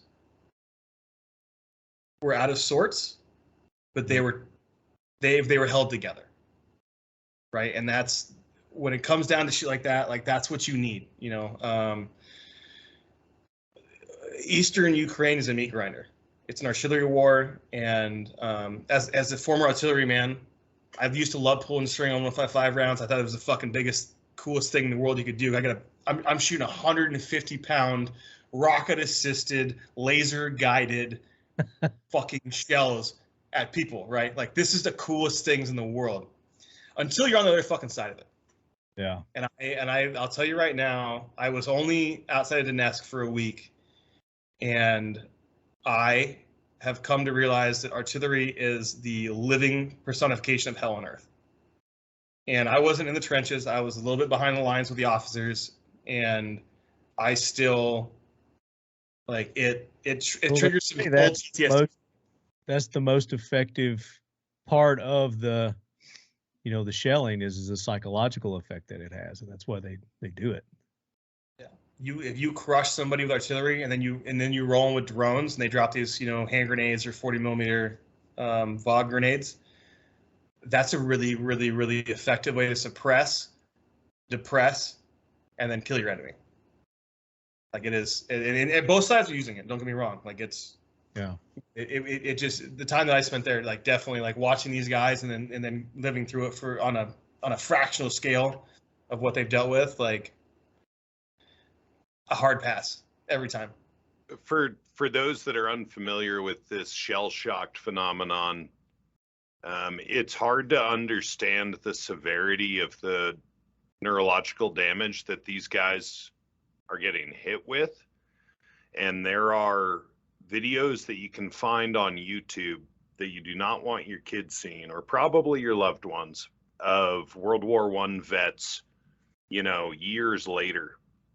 And Jocko has done some segments on his podcast describing it at length. And it is truly horrific. Like, guys that lose, basically they lose a lot of muscles that were voluntary become involuntary. So, like, their jaws stop working and stuff. And it's worth watching because our tax dollars pay for this stuff. And it's important for us to know what's going on in our name. Good point.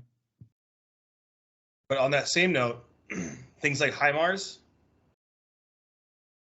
I mean, they can't see me in the video, but I got hands raised to Jesus. Like, that shit is phenomenal. So explain the HIMAR to our listeners.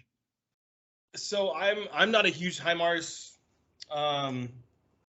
aficionado. I just watched it work and thought it was the coolest shit I've ever seen in my life. The U.S. Marine Corps uses it. I think we've got about 200, maybe 300 of these vehicles. So in the field artillery world, normally, you know, depending on guided missiles, unguided stuff, things like that, you can fire. You got MLRSs and you got 155 howitzers. I was on a M109er Alpha 6 Paladin when I was in the Army, and this was I would have my 20-year retirement next month. So just let's age ourselves real quick here. Our effective, combat effective range was like, I think it was between 20 and 50 meters of our target. HIMARS will put it through a fucking window. Oh, wow. And that is insane. Like, they have the programs that I saw that how they do this. I'm not allowed to talk about it, I don't think, so I'm going to just stop that. But let's just say that there's a really, really cool way that they can take these trucks and shoot these missiles a long way and put it literally through. Here's a house. Here's the west side. There's 4 windows on the west side of this house. We're firing from the westerly direction. Which window would you like me to put this rocket through? Is that accurate? That is awesome. It is so cool. And there are allegedly 10 of these units, these trucks, not even units, there's 10 of these trucks in Ukraine, and they've 100% allocated this vehicle and this weapon system to changing the entire war and how things have been fought. And do the Russians have in this country? We have over 200 in the U.S. inventory. Just perspective. The Russians don't have anything like this. They have something like it, but it doesn't do what it does. I mean, basically, it's a grad, but it's an extremely highly and accurate grad that you can shoot one thing through a window, whereas a grad goes, let's just eliminate that entire grid square of a 1,000-meter area. Right. They're pretty cool. So Neil, in my prior life, I designed electronics and worked in some funny areas due to understanding physics, which is my actual training.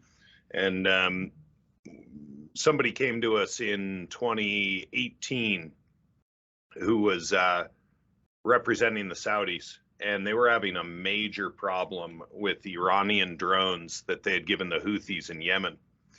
Mm-hmm. And it's called the Ababil. And it's like fiberglass. It has nothing for a radar signature, and it has like Hobby King drone components, Chinese stuff that works very, very well, like insanely well. And they cost about $5 to make. As I say, they have almost no radar signature, and they had flown one in the front door of one of the airports in Saudi.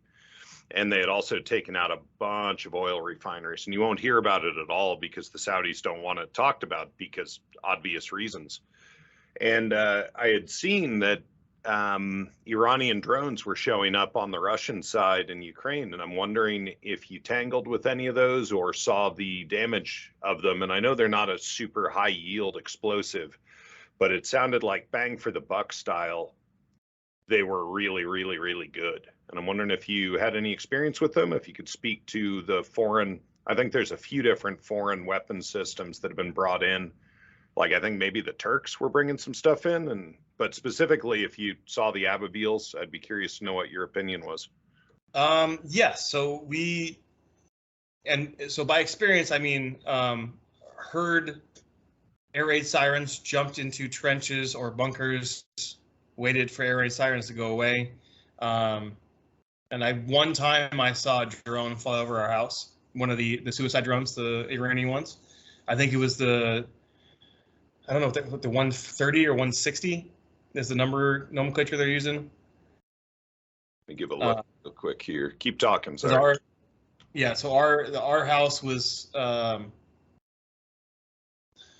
do I describe this? Yeah, so it was on the approach path for not the cruise missiles, but for the Iranian drones that they would drop. I saw some houses in Kyiv that have been hit by them, some apartment buildings. Pretty substantial damage. I think there were 1,000-kilogram warheads on those things. Wow.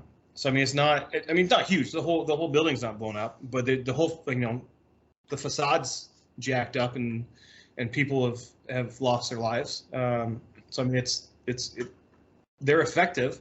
But they're not super effective. They'll fire X amount at a target.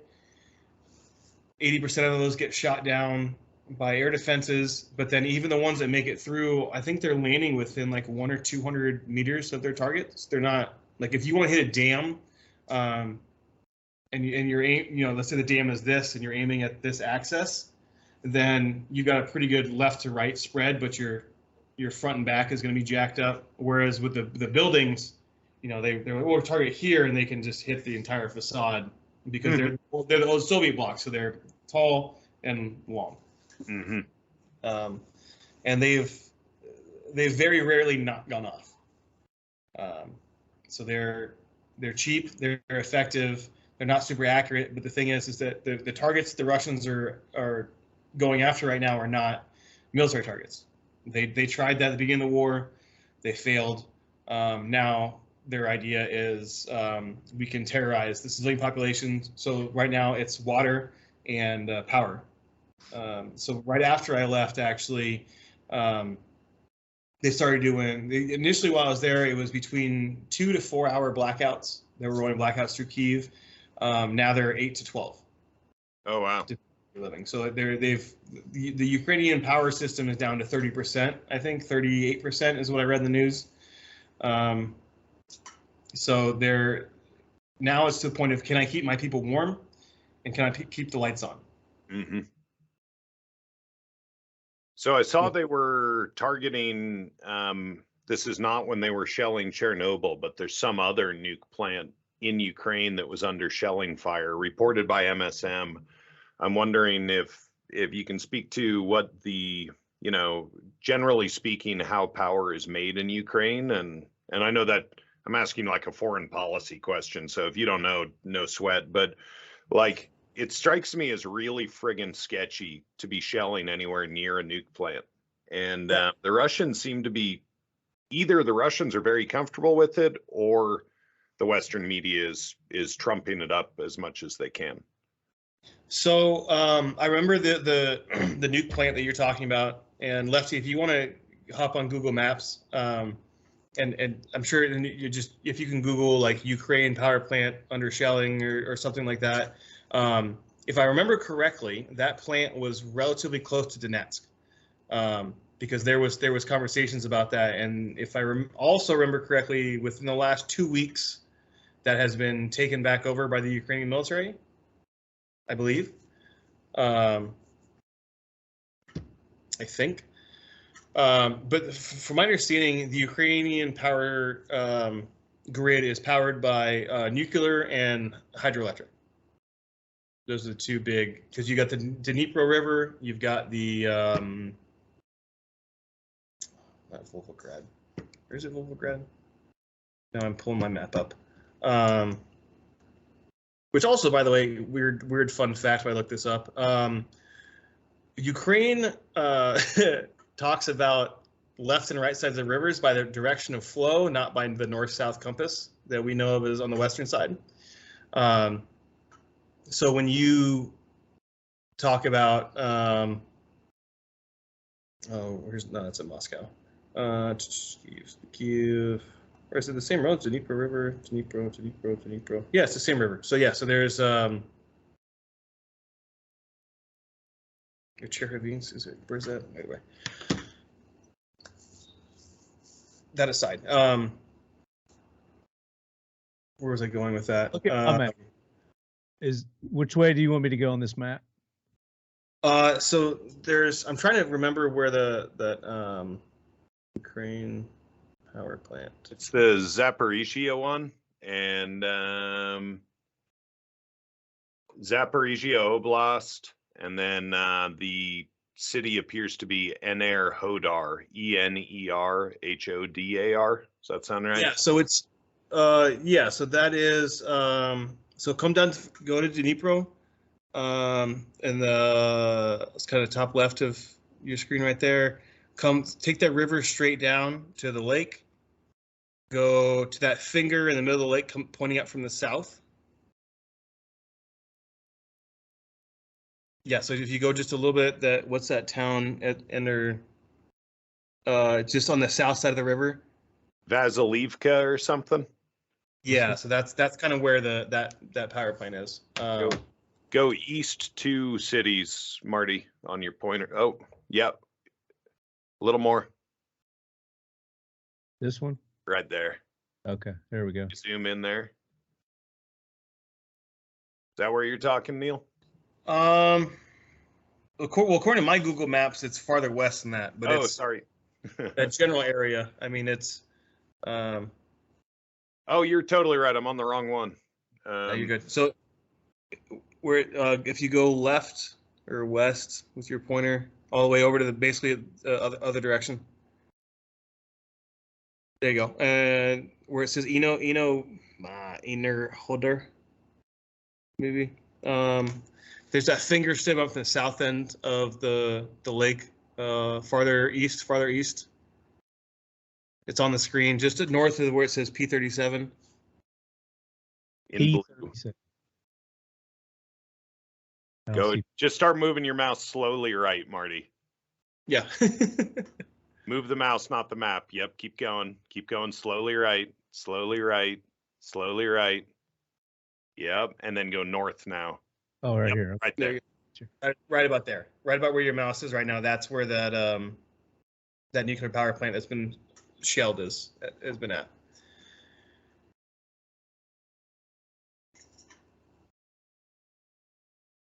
Gotcha. At least according to my Google Maps, which could be completely wrong. I never went to that area. But going back to Brian, your question about power supply, it's all hydroelectric and nuclear as far as I've seen, and then they also import liquid natural gas, initially from Russia and now from Poland and Germany, if I remember correctly. LOL. Yeah.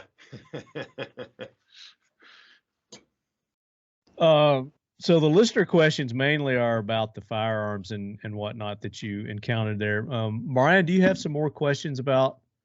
Wait, hold on. Can we before we touch back with Brian, the initial question you asked me that speaked off this whole 15-second tangent, were there any unique firearms that I worked with?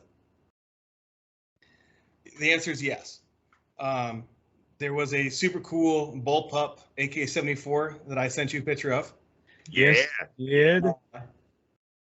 That I found. I was like, oh my God, I know who the fuck needs to see this. I was pleased to get that. Yeah. As well as the ones, I know that there's a bunch of other craft made, 12.5, 12.7 anti-material rifles out there, but the cool ones that I saw were it's called a UR-10. It is a Ukrainian made AR-10, almost like M110 style rifle without the reflexive suppressor. It has more of a direct attach. It's got the ones we worked with had Luth AR stocks. They were running Leopold Mark IV 10Xs. Yep, just like those guys. Yeah. Yep, they're pretty cool. Craft made rifles. I mean, it's an AR-10 that we're all used to. Yeah. They had Go ahead. No, I was gonna say, yeah. I mean, it looks like an AR-10. Yeah. And those are capable of sub MOA accuracy with Hornady and G&G and S&B, your typical match ammunition. Mm-hmm. And then we had a super cool B&T. I'm trying to remember the exact model of it. Give me the model at bullpup again. I'll pull it up. The bullpup was somebody actually told me the company that made that chassis. Let's see, it's gonna blow Brian's brain. And it was super well balanced. It wasn't a Valmet, was it? The chassis? No, it was an AK-74 in a locally made Ukrainian chassis. Nice. Because I sent it to a guy and he was like, he does all the local war zone kind of firearms. And I was like, hey man, check this out. He's like, oh yeah, no, I've seen those before. And I was like, wait, what? These are normal? He's like, yeah, those are Ukrainian. I was like, oh shit, that's cool. I can't find the picture that you sent me, but you want me to send it to you again? Can you put it in this chat? That way I can not on my phone because I'm on my computer. Oh, you're on your computer? Okay. Yeah, email it to me and then I'll pull it up. Or you want me to shoot it you on Instagram? Yeah, do it on Instagram. I could do that on here too. Let me quit sharing because there's no telling what's on my Instagram messages here. Right. I was like, got a couple there. I sent those 3 there. Okay. Cool. Yeah, let me pull this up. Yeah, this is. I'm seeing the Maliuk is the name of their indigenous bullpup rifle. So I looked for one of those because I've heard about those, and those are the ones that initially, apparently allegedly issued only their SF guys, and I did not see one of those. Okay. So this chassis system here is a local Ukrainian designed one. Check it out, Brian. Let's see here. It's like wow. Steampunk. Oh yeah. How heavy was that? Not terrible. Like it was lighter than the bullpup I built in 7.62, for sure. Wow, that's very cool. Because it looks all metal. Everything looks. Oh, it was. The whole thing's metal. I think there was like 2 pieces of polymer on it, maybe. Like the grip, that forward grip, and then the cheek rest, I think, was all that was polymer. I mean, that even looks metal, but that was polymer, the grip. Yeah, the grip was. And weirdly enough, the trigger pull on that was not trash. Really? Yeah, I was like, I'm sorry. These are not supposed to feel this nice, and I don't know what to do with myself right now. Yeah, right. It was just very uncomfortable being like, I don't know what you guys did, but. And it's a 74 model then. Nice. Yep. I love what they did with the trigger guard. They said, "Fuck it, we'll leave it in there. It's fine." No, the rear trigger guard is still installed and it's just shrouded. Yep. Oh, right here. Yeah, right there. It's awesome. Yeah. I am impressed. I am really impressed because I'm doing a homebrew one right now for our friend Nils, and it's taken over a year because I'm mortified by the trigger. Don't let him see this one. Don't let him see it. Yeah, definitely. So this is it's a Ukrainian produced BS-3 chassis manufactured by Black Storm. Huh. Is the full thing. Also, Brian, have you heard of a company called Crook out of Ukraine? No, I haven't. So they're a local AK manufacturer. They're like the Zenico, but for Ukraine.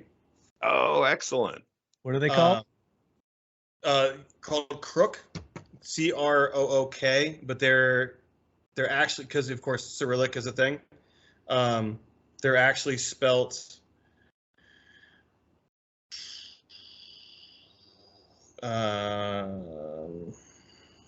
It's not normal at all. Ukraine. It comes up on a Google search. There's a firearm blog review of it, of their handguard anyway. Oh, and an American would say that their name is KPYK. Yeah, but in Ukrainian it's Crook. Yeah. One thing that made it way easier for me to look at Cyrillic is to understand that it's just the Greek alphabet. Like the Greek rho is a P, but it's pronounced rho. And that's the P that's in Crook is pronounced, it's just the old Greek. And so Cyrillic, like you'll see pi in there. Like if you overlay a Cyrillic and a Greek alphabet, you're like, oh, I understand all this. And then Hebrew actually has a bunch of tie-ins as well, ancient Hebrew. And it's really interesting to watch how these alphabets spread. Like we use, we use Arabic numbers, but not Arabic letters. And you can sort of watch the movement of civilization through the alphabets. It's super neat. It's KPYK. Is that the one? Yep. Yeah, that's the one. So I bring that up because they're becoming the new Zenico for Ukraine and for the Western world apparently. And they're not doing any exports outside of Ukraine because currently they're focused on arming local Ukrainian forces, because they do stocks and forends and the same kind of stuff for Check the AK. Out the chassis they've got for the Mosin Nagant. Don't say it, Marty. Don't say it. I love it. Just don't. Don't. What? So I guess they started doing that, but they were doing stuff for the 74s and 47s now that are pretty cool. So talking about specialized weapons. So a lot of guys I saw had their equipment on them, and then the B&T APR 338. I'm not sure if you guys are familiar with that bolt action. No. It's a 338 Lapua Magnum, 27-inch, heavy hitting, phenomenal rifle that I would. BNPR? Say again? BNPR? What's it called? It's a B&T APR 338.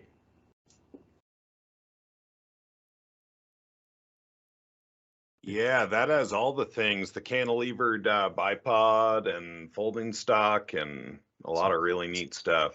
So you were impressed with the accuracy. They had those with suppressors and Night Force optics, and they were heavy as shit. But man, those things and those guys can shoot with those things. That's it? Yep, that thing, yep. Oh, wow, yeah. Nice. And yeah, 338 Lapua, they're pretty solid.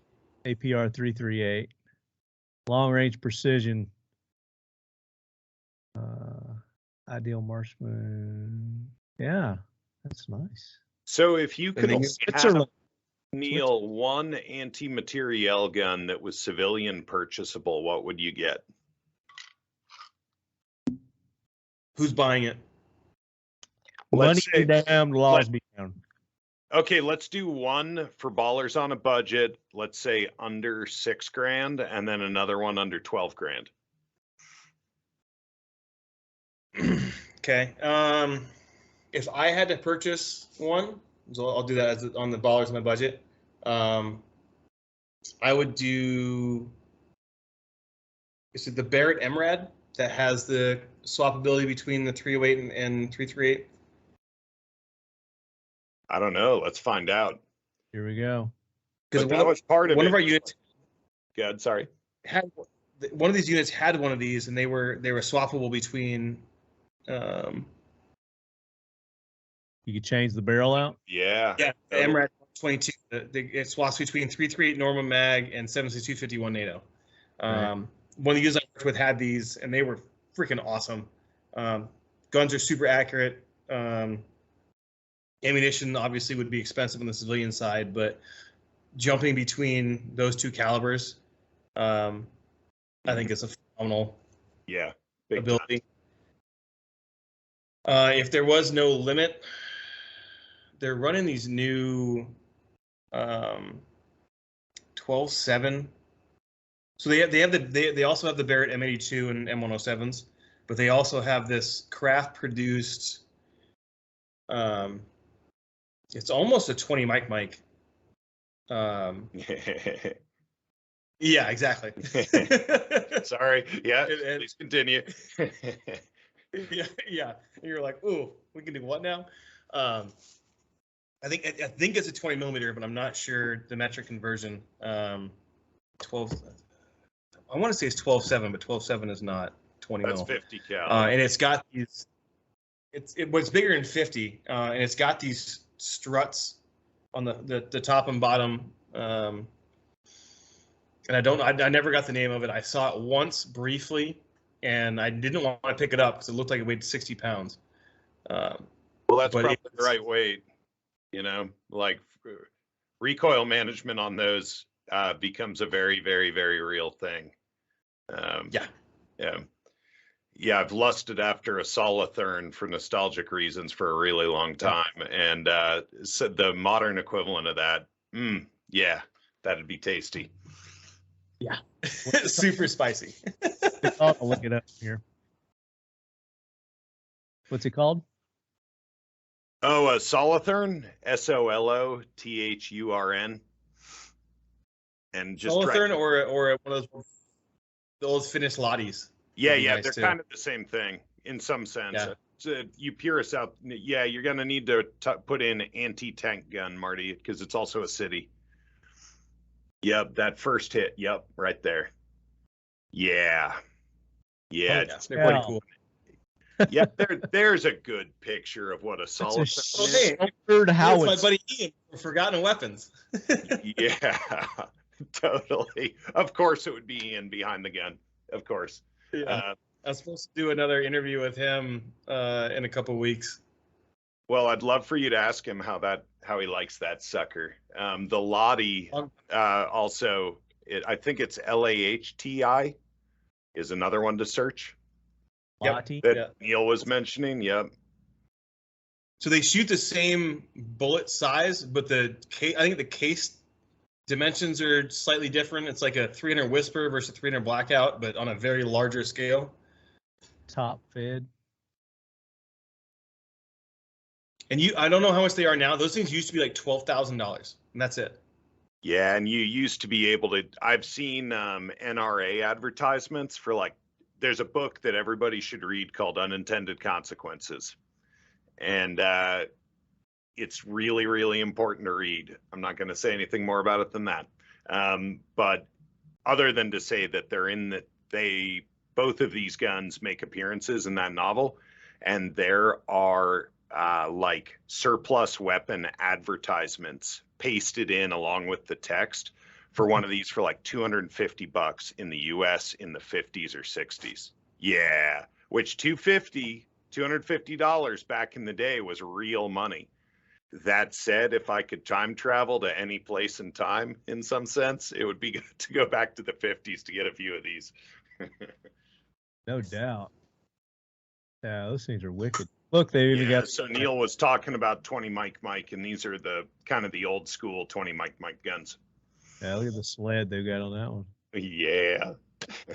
And in all honestly, like the new ones they're using, it looks like a cross between like one of these and like, do you remember the Walther 2000s? No, but we can look that up. I think there's a 300 Win Mag semi-auto sniper rifle. It was they were not a commercial success. They hit cultural knowledge through the Hitman video game series.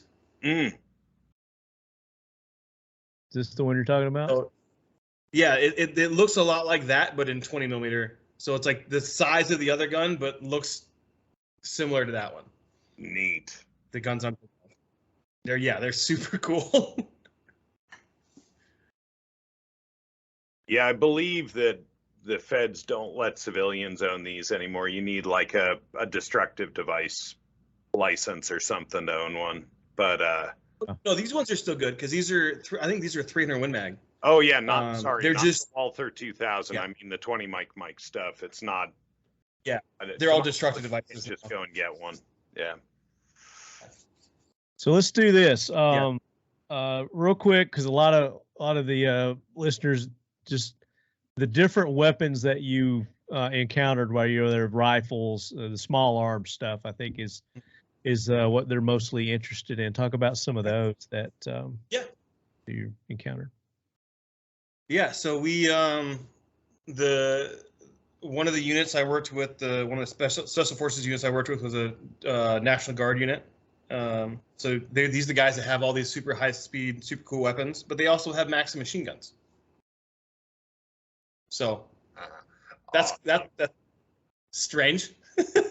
Yeah, I do have a question from a friend of the show, FPS Murdoch. Said he had seen pics of the STG-44 in action. And I'll just read it here. Ask him what's the weirdest shit he's seen over there. Apparently it's a fucking mixture. Makes you wonder where that 90 billion went. So we can hold the 90 billion at the end unless you feel like talking about that. But yeah, weird shit. Lefty, you're muted. I love this that Lefty doesn't know he's muted. This is great.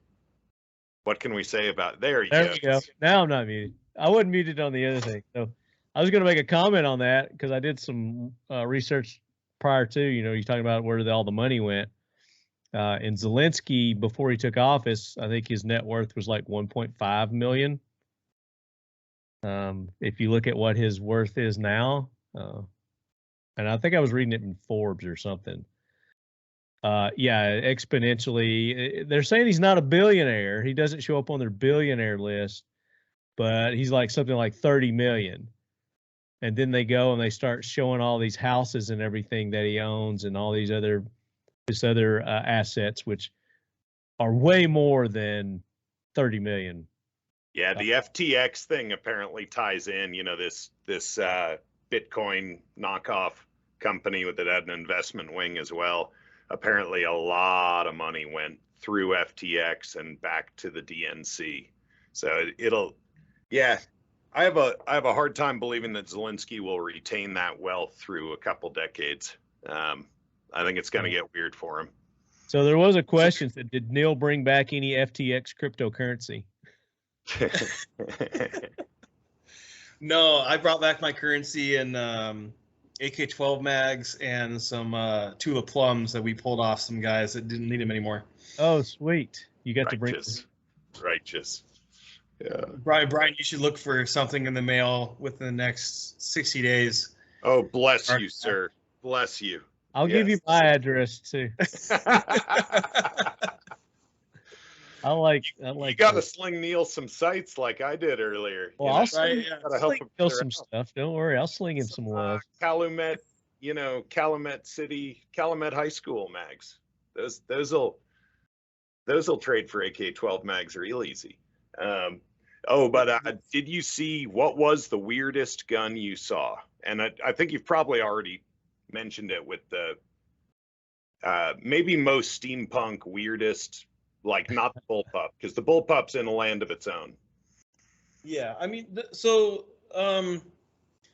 the weirdest gun I saw and the weirdest gun in context are two entirely different conversations, right? So Sure. The weirdest gun I saw was the bullpup 74 because I thought that was very normal because I like doing shit that makes the internet mad. Apparently people in war zones like doing that because it's better. But honestly, the strangest thing I saw in context was a Maxim, like OD green Maxim Soviet 7.62x54R water cooled with the sled machine gun. Oh, yeah. Not issued to normal troops. This was the Special Forces Battalion's medium machine gun. Not a PKM, not a PKT, not a GPM, not an RPD. Multiples, or was there just one? There was 4 of them. Ah. Well, I gotta They were wonder. brand fucking new. Brand new. Amazing. I gotta wonder with the water cooling on the barrel. Like, we've been tossing that around because we've got an RPK here, and we've been talking about making basically like a canoe that sits in there to cool the barrel. And man, for high volumes of fire, like nothing sinks heat like water. Like, water is a magical compound that we totally take for granted in a way that I'm very offended by. But there's this crazy, we all know that it takes a while to heat up water, but not that many people know about what's called the latent heat of fusion of water, which is there's 2. There's the line, you can have 32-degree water and then 32-degree ice. That energy that's required to turn water from liquid to solid is enormous compared with its heat capacity. The other one that's enormous is going from liquid to steam. And so when you can fill a machine gun, make a condom for a machine gun barrel and fill it full of water, that is like the best heat sinking you can get on the planet. It's really a beautiful synergy between different physical properties. And so these guys might be crazy like a fox using these old Maxims. I don't know. Never run one. This is why we like having you on the show, Brian. I love that. Well, I'm here for the rant. So here's the science section. Yeah. Corey Goff asked, I would like to know if he witnessed more AK-74 or AK-47 caliber while there. Were there many Western pattern rifles like the M4, MCX, etc.? Optics and lights on AK pattern rifles he saw used while training. Thank you for your time. Looking forward to the episode while I work my vampire shift tonight. Corey Goff. Thanks. Well, Corey. thank you for working the night shift, brother, because that shit sucks. And so, hands down, more 74s and 47s, like by astronomical numbers, like 98 to 2%. A surprisingly large number of AK-74Us or SUs or whatever you call, like whatever the official term for a crink is. There's a shit ton of those. A lot of those were in. Yeah, sorry, AKSU is what you were searching for there. So they were a bunch of those. A lot of those were in the border guards and police hands. Majority of those, well, not a majority. A lot of them were standard issued. A lot of the ones on the front lines are suppressed. Going back to the standard 74s, depending on the unit, some units had a phenomenal ripoff of the Mepro Light. I don't remember the number. The one they use for the Tavors. Those kind of square EOTech looking things. Yeah. Ukraine has created a local version of that. Pick rails, suppressors are not.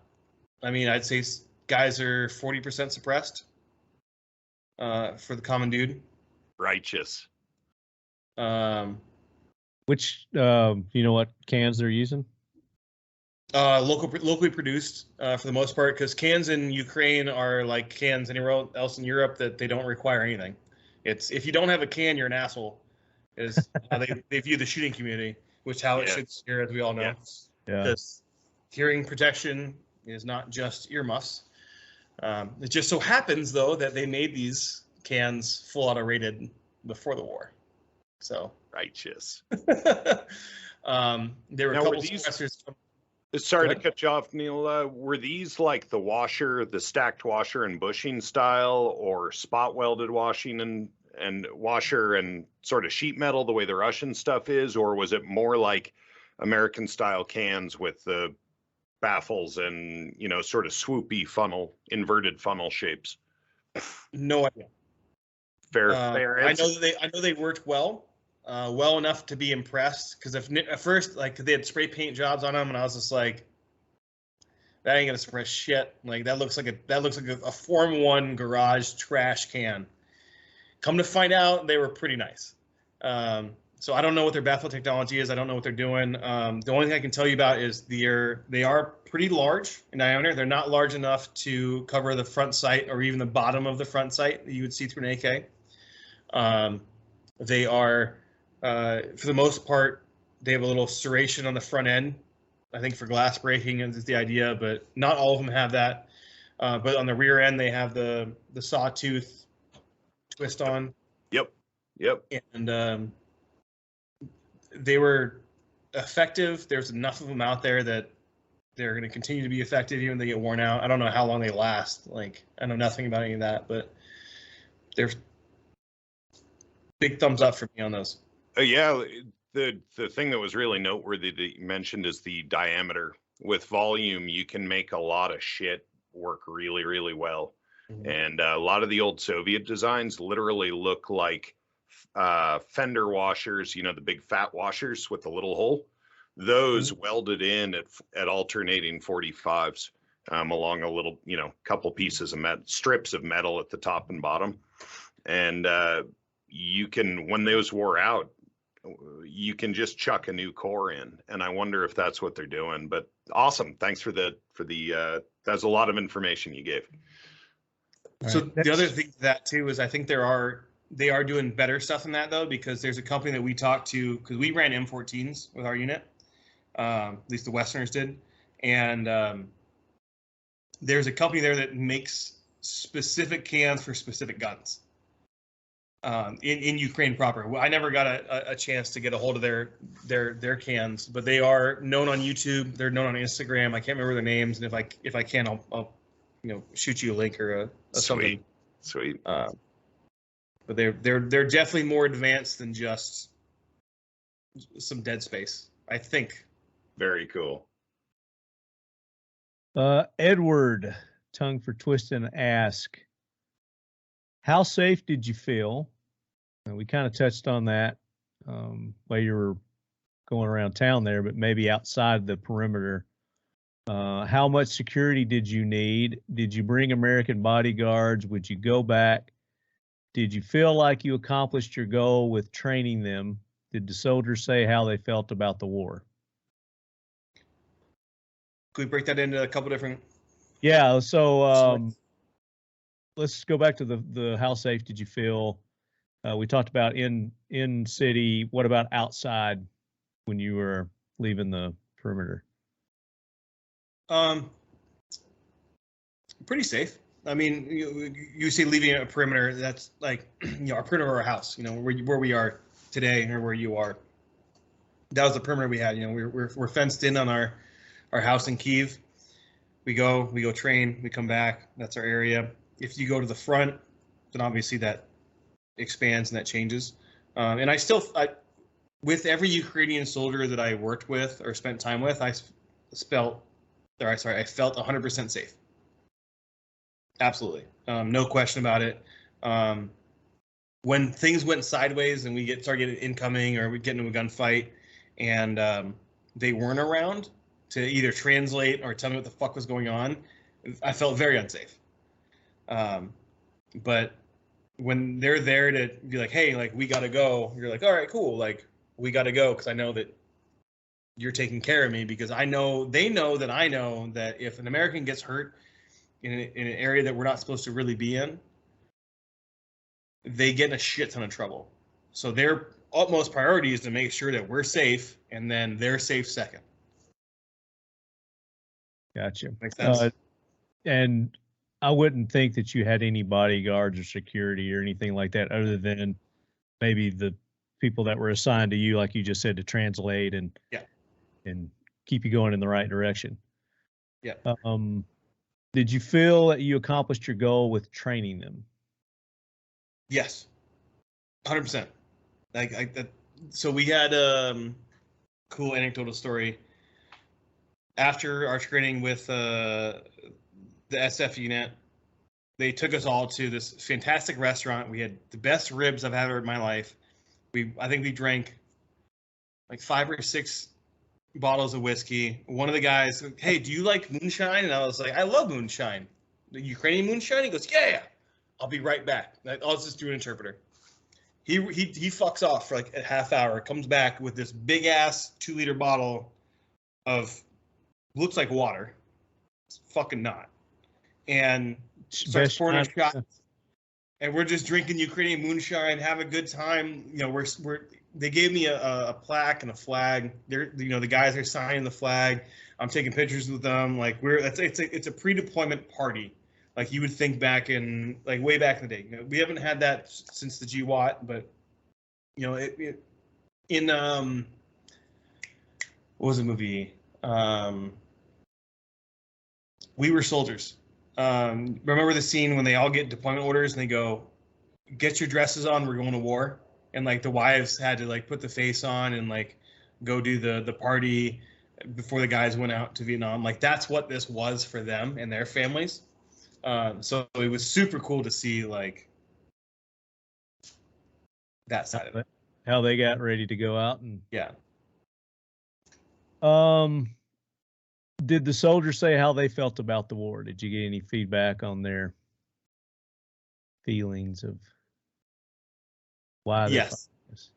They feel like they're going to win. Lots of things I can tell you outside of recording, but okay. They feel like they're going to win, and they're willing to do what it takes to do that. So they're 100% behind this. To them, it's an unprovoked war of aggression, and they're protecting their homes and their families, and they're dialed in. That's the way they're approaching it. Yeah. Yeah. Very good. I don't think there's really any other questions other than just firearm. I mean, obviously, we're a firearm show and people love to hear about guns and things that go bang. As far as you personally, in your mission there, going into it and then coming out, did you have any different perspective or mindset as to the reason why you were going there in the first place, and then on your return, reflecting back, did anything change as far as your perspective on it? Yes and no, I guess. Why I went, solid, good to go. No question about that. Being there though, like it's a real war. You know, it's not a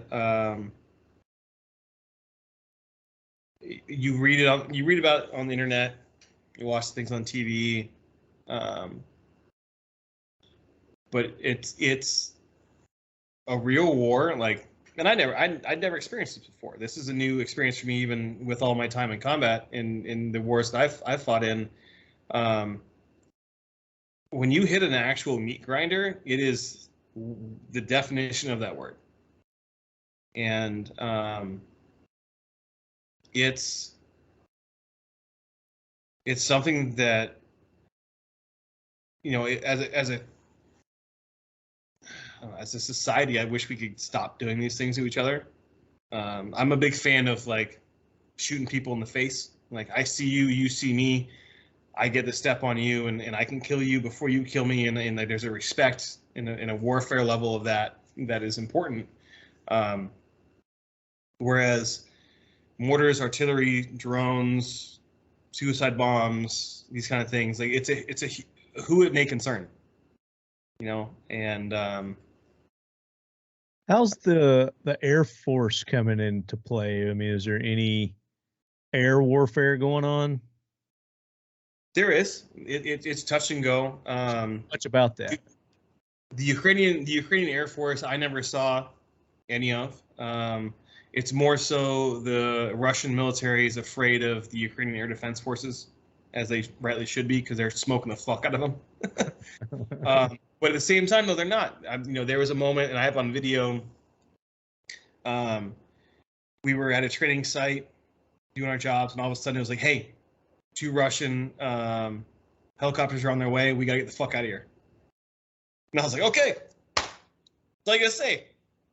Packed up all our shit, and we're out within 3 minutes. And like on the way out, I'm in the back of this like cargo truck, like civilian cargo truck, and I'm like, "Well, okay." So 2 Russian, I think they're called alligators, those weird counter-rotating rotary attack helicopters they have. Like, we heard that 2 of those were on their way to us because we'd seen them in the distance, and apparently they spotted us, and so we get the fuck out of here. And I was like, "Well, this is happening. We got to go." And the truck stalled in the mud because it's starting to get like thing. And I was like, or maybe not. This might be the last video I ever take. Like, shit. So the threat is extremely real, but the actuality of it's pretty low. Because I don't know anything about aviation. That's not my strong point, but from my understanding, if those guys had pushed towards where we were, they were enough SAMs between us and them that they would have not made it. Gotcha. But the guys that we were with had enough wherewithal to be extremely concerned about our safety, and we're like, "Go, we got to go now." Like, I'm talking like mid-lesson. "Hey, it's like, this is how you clear a corner. We got to go." I was like, "I'm sorry, what?" And they were like, no, we're loading the truck right now. So, gotcha. And what's one of the biggest myths about maybe the war or something that's going on over there that you'd like to dispel? Well, the one that initially comes to mind is the Russian propaganda bullshit. Like, "Oh, we're over the Nazi takeover of Ukraine." Like, there's some right-wing people here or there, don't get me wrong, but it's not like there's fewer there than there are here in the US. Let's put it that way. Mm-hmm. Like, it's not that big of a thing. And I don't know if this kind of goes along the line with that, but like the whole idea that Russia keeps pushing the narrative and they change it. Like, oh, this doesn't work, then this doesn't work, then this doesn't work, then this doesn't work, and this doesn't work, to justify what they're doing. And the Ukrainian people are sitting there the whole time going, we just don't want to get killed. Like that's fundamentally the whole thing. It's like you don't read in the propaganda from either side. Everybody always pushes something, but you know, I've watched family members and listened and had translated phone calls while I was sitting there of people who live in Russia and their sons and their daughters or their mothers from Ukraine conversing about the justification of what's going on, and immediate family members can't even delineate and convince their own people about why they're doing what they're doing. You know, people in Russia, oh, you guys are doing this. This is so fucked up. No, Mom, like, this is what's happening. These are what we're seeing. This is what's going on. I don't believe that at all. That's just erroneous. You know, there's no way that could be happening. The Russian people are here to liberate these people. They're doing this, or with fathers and sons. And, you know, the Ukrainian people that I've seen, at least interacted with, just want to go back to a normal life that we have here in the U.S. They had it before, and they want it again. And until the war is over, they can't. Well, you know, it's pretty easy for me to understand that level of disconnect culturally between the, you know, two families, because certainly we see a lot, like Moscow mimics the national demographics, by which I mean it's almost dead nuts down the middle, liberal versus conservative, and urban versus agrarian. And I think the agrarian versus urban divide is actually the most serious one in this country, and the real underlying difference between the two versions of reality. But Scott Adams wrote a great book on the psychology and persuasion techniques of Trump called Win Bigly. And he has this great introductory chapter called 2 Movies, 1 Screen. And he goes through and he's like, well, in 2016, half the country was acting purely irrationally, and the other half elected the savior of the country. He basically makes a very good case that both sides were acting very irrationally, not just one. And there's certainly, it's fascinating, and I don't have a lot of answers behind it. And obviously I come down on one side and not the other. But it seems that reality is this sort of shared conversation where we're all talking with each other like nodes in a network to come up with this sort of collective sense making about what the truth is. And right now, the left and the right have completely different versions of reality, totally different. And so in a war zone, I can just imagine that being amplified even more so. Yeah, I wanted specifically not to bring up U.S. politics into Understand. Yep. Because it honestly, I mean, if you want to be super serious about it, it's a direct look in the future, and that terrifies the shit out of me, you know. And there's a 1,000 steps we can take before it ever gets to that point, but the fact that we're sitting here in the world that we live in, and the political views of people that are at war right now and fighting a very massive, very costly war, it's not that far-fetched from where we sit politically as a country. Sure. Yeah. And totally agree. That terrifies me. Yeah. That terrifies me. And now that you brought that up, and we kind of touched on it a little bit earlier in the conversation, all these billions of dollars that are going to this effort, and where's it going? It's not visualized on what we're seeing. A lot of theories going on about the money laundering, not only for, the Ukrainians, but also American, politicians and the oligarchy here that we have that, they're dumping that in and it's getting laundered and it's going to their bank accounts throughout the world. What are your thoughts? Oh, and sorry, yeah, why don't you answer that? And I had kind of a comment after that. Oh, that's a question for me. Shit. Not necessarily a question. It's just again, it's one of those things that we're hearing here, but maybe that you haven't heard it in the news because you said you've not been listening to the news much. No, it's a very valid statement. There is a very unaddressed corruption issue within the Ukrainian government in general. It's like one of those. It's just it harks a lot to what we're dealing with right now, and I don't want to go too far down this road, and we can go as far down or pull back as possible. But okay, so maybe everybody accuses. Go ahead. Sorry, let me cut in because I see you doing something really consciously, and I want to back you up in it because my dear departed friend James Yeager did the same thing you were doing over there.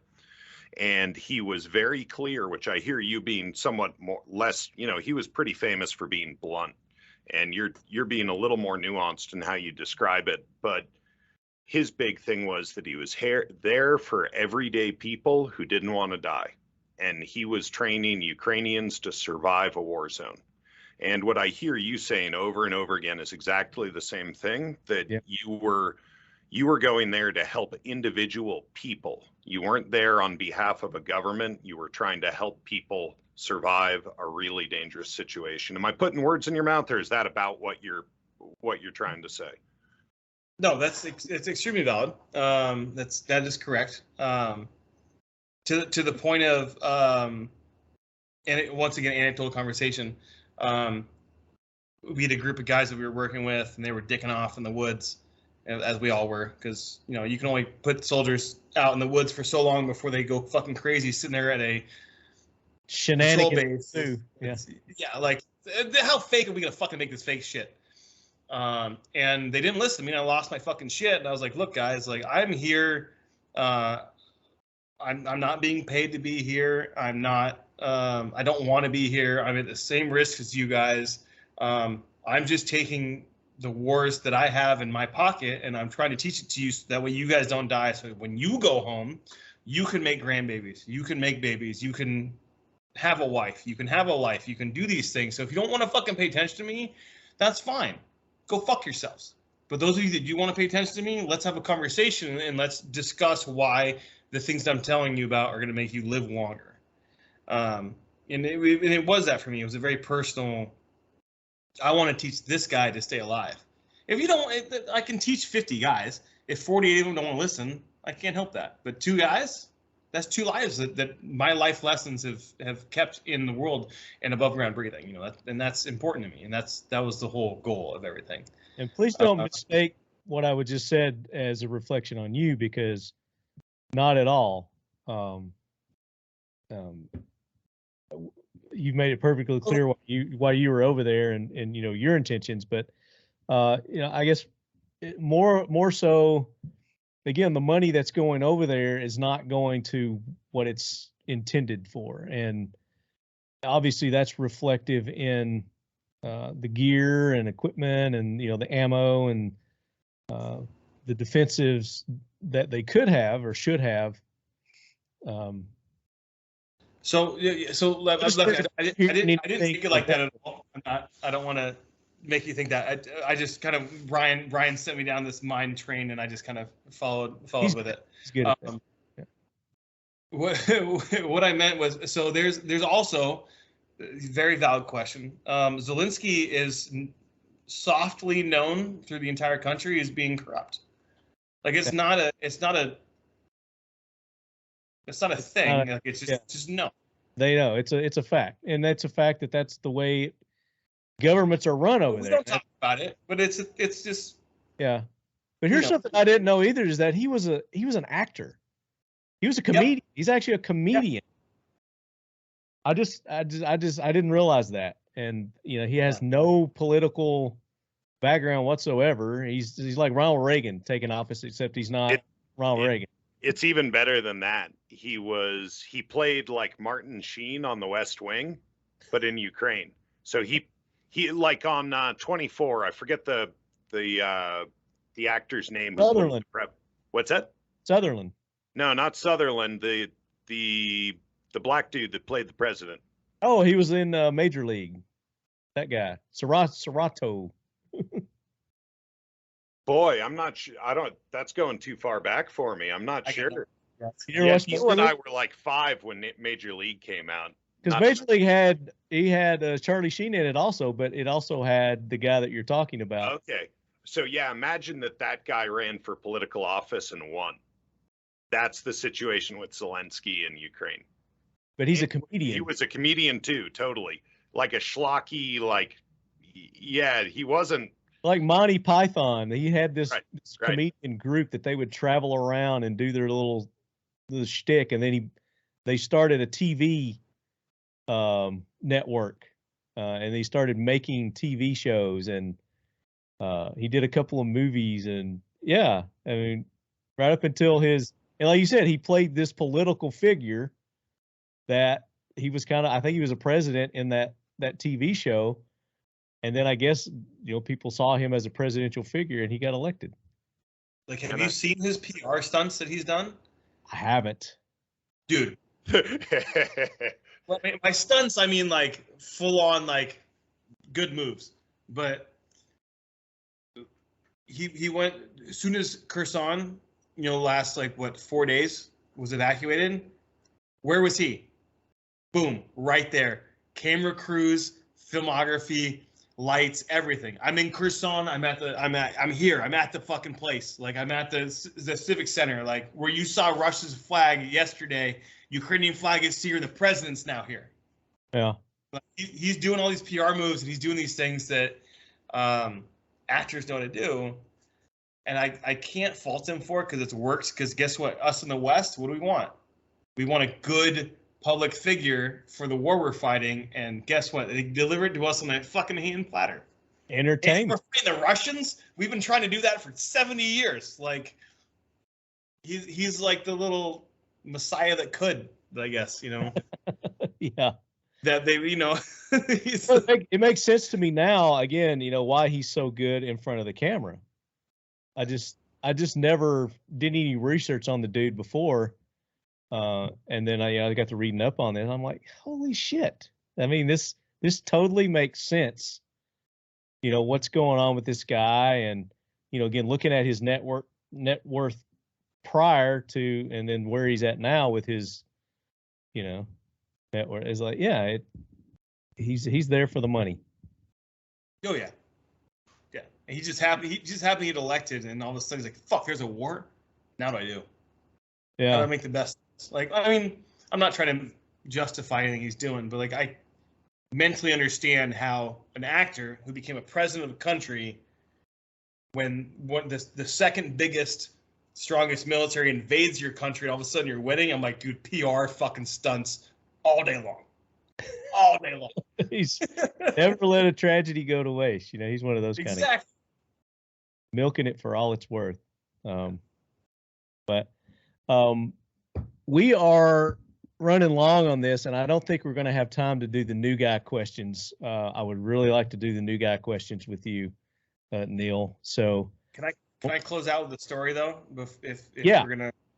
Yeah. I've actually like a heart-wrenching, like, important story to me that I would love to absolutely tell. And that's where we want to go with this. So unless there's anything, otherwise we can do some new guy stories and then we can come back to this, but I just no, we're 2.5 hours in this, so, and I know Brian's got to go, and I'm sure you do too, but let's end this conversation with a story from you, Neil.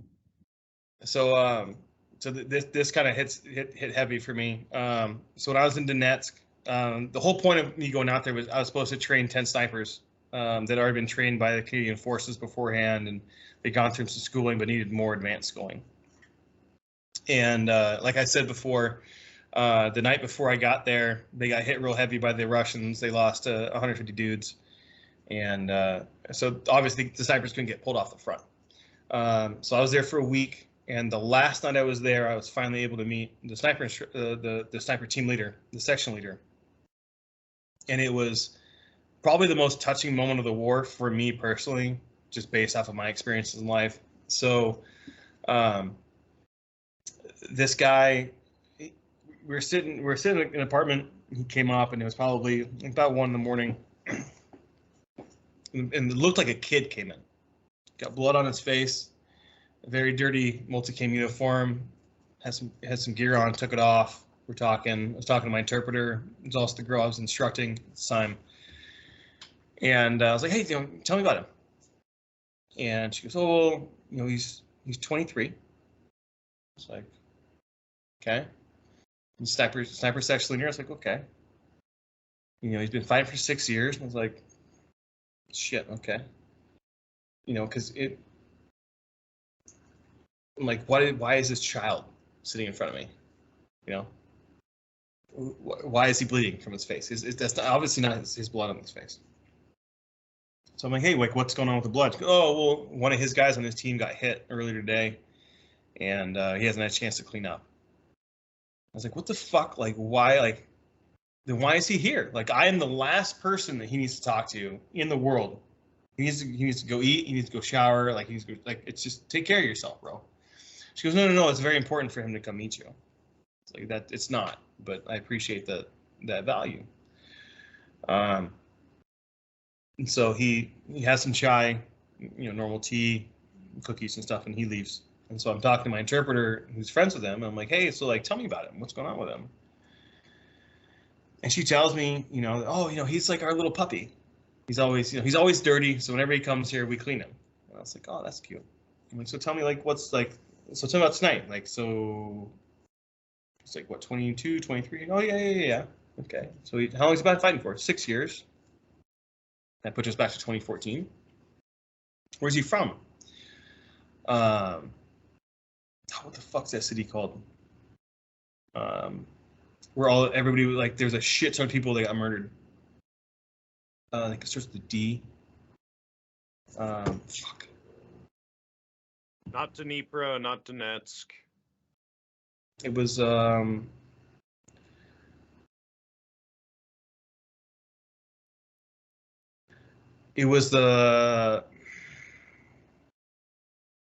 city outside of Kyiv that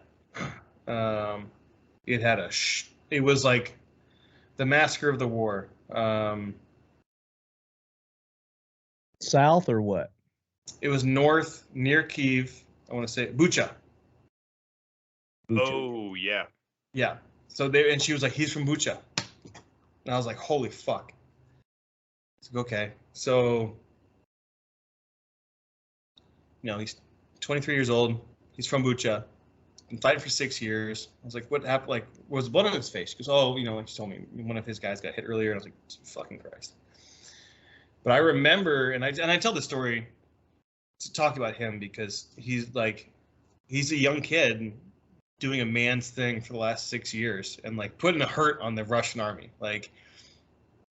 The dude is, I'm not saying Vasily Zaitsev level, but the stories I heard about him, he's pretty goddamn close.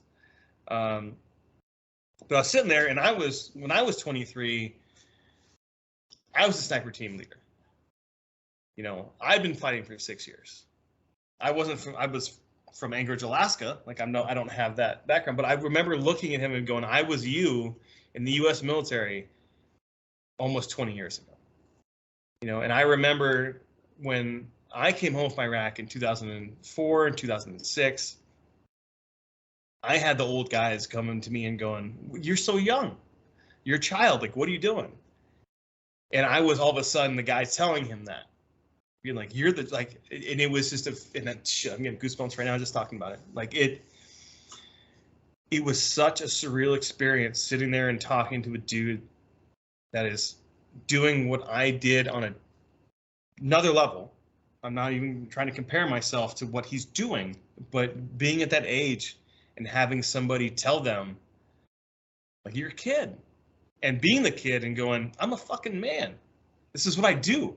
This is my job. I'm proud of what I'm doing right here. If I can do this better, I will spend the rest of my waking days to do it better.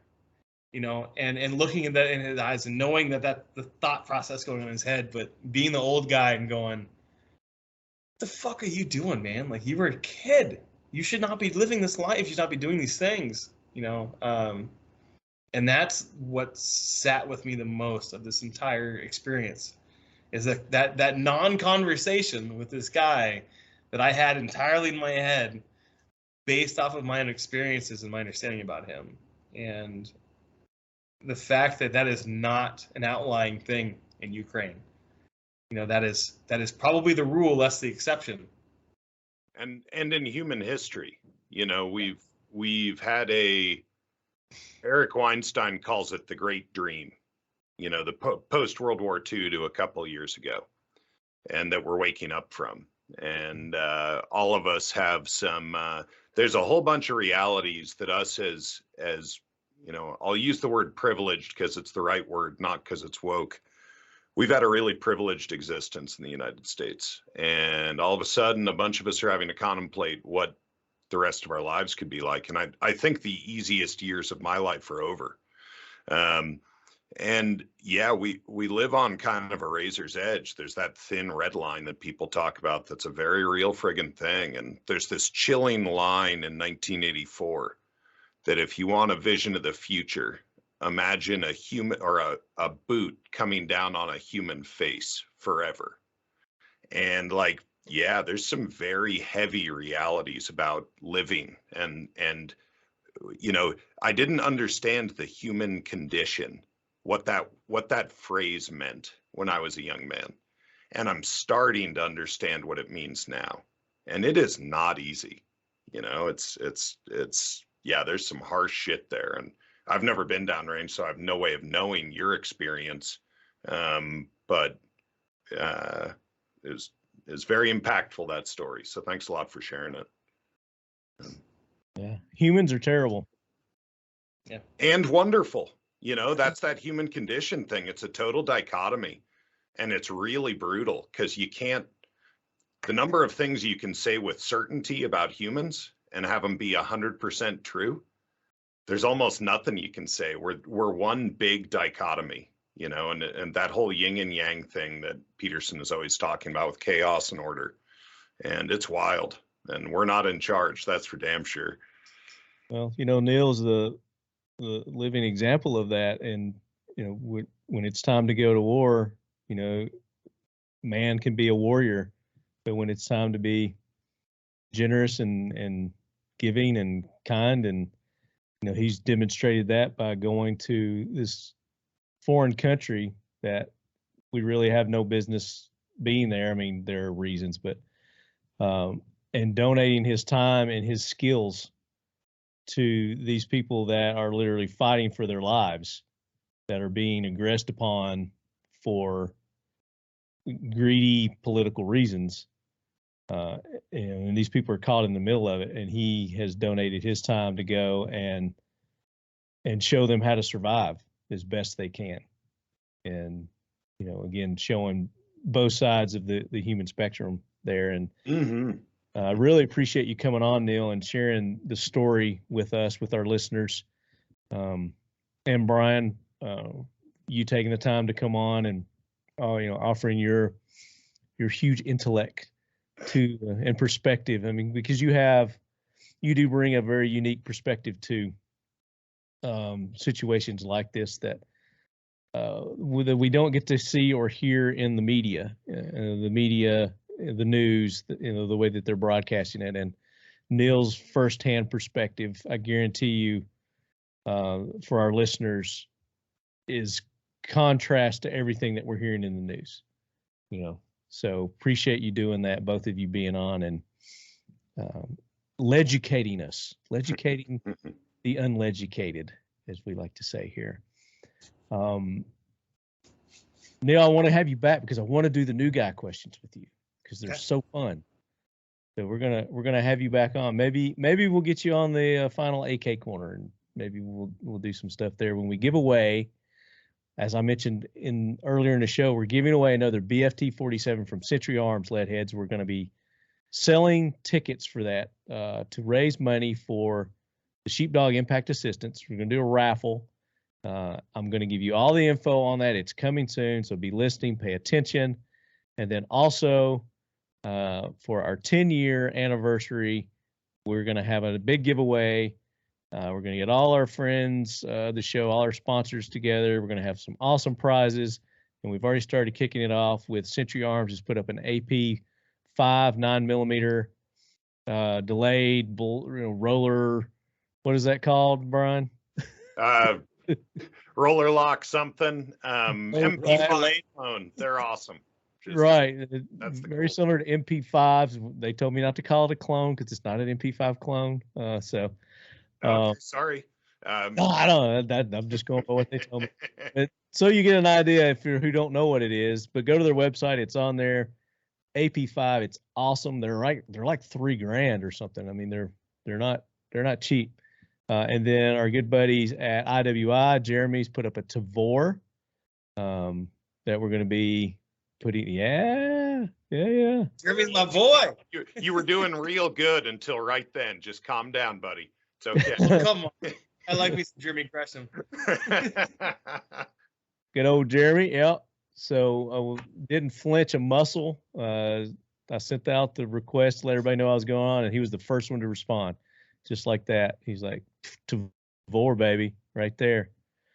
So we've got those. We got Mission First Tactical is going to be putting up, I know, a bag and probably some holsters, and it just depends on who else does stuff. They'll throw up some cool accessories to go with the other prizes that we have, and our friends over at ASP USA have jumped in already with some, I think, flashlights, some CS spray, some other cool stuff, and they also upped their discount for you lead heads to 20%. You go to ASP USA, use the code LEADHEAD, all caps, and you're going to get 20% off anything on their website there.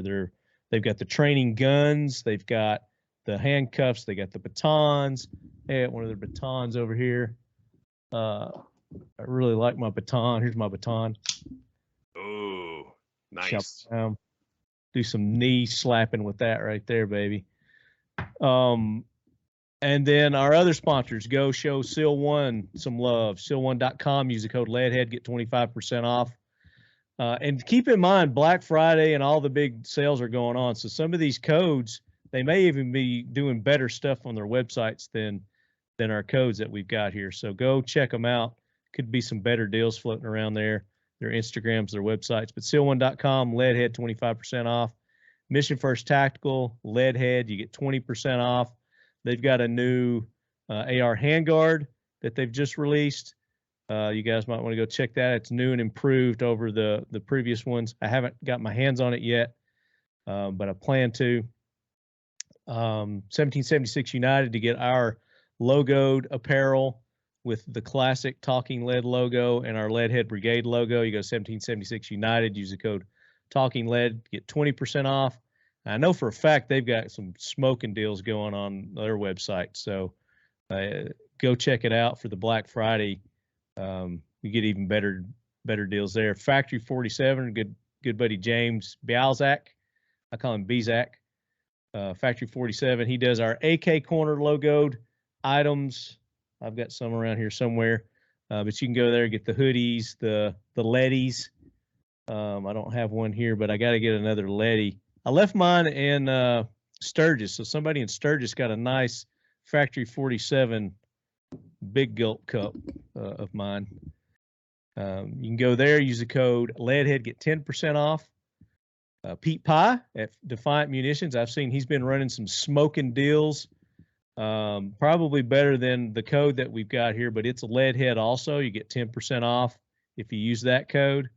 So go check him out. He's been running some really good deals I've been seeing on social media, Defiant Munitions. IWI, go check them out. I'm sure they're going to have some smoking deals going on as well.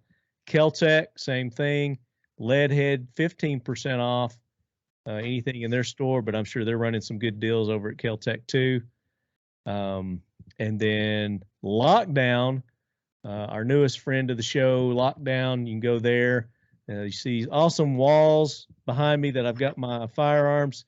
And, oh, did you guys notice my deer rack that I've got there? I just got that this weekend. Nice. I had a nice harvest. It before, but now I do. It comes out pretty good on video. Yeah. So let me move my camera over there so you can. Nice 9-pointer that I bagged with that crossbow you see right there. No kidding. Crossbow. Sweet. It's going to be a couple of weeks before I get my meat, but I'm looking forward to that tasty little harvest right there. But Lockdown, if you want a cool wall like that, they're going to be released next year, but they're going to give you lead heads 15% off anything Lockdown on their website right now until whenever. And then you can also use it when these walls come out. 15% off. Use code LEADHEAD at Lockdown. They've got nice safe accessories. So they've got alarms. They've got some humidifier controlled things there. They've got gun racks, magnets, all kinds of cool stuff, accessories for your firearms and your safes. Go to Lockdown and get that. And then our good buddies at Occam Defense Solutions. Brian, you guys got anything planned coming up? Yeah, we will absolutely be doing a Black Friday event, and it's going to be a real percent off of everything on our web store. Production on rifles is still on a pause, but we'll be coming back. We are at least going to do a small run in the next couple months here, and we will be publicizing that. We also have I just dropped some pics on Instagram. Our adjustable gas block is now going to be available in a combo mode where it's got a front sight as well as the adjustable gas block.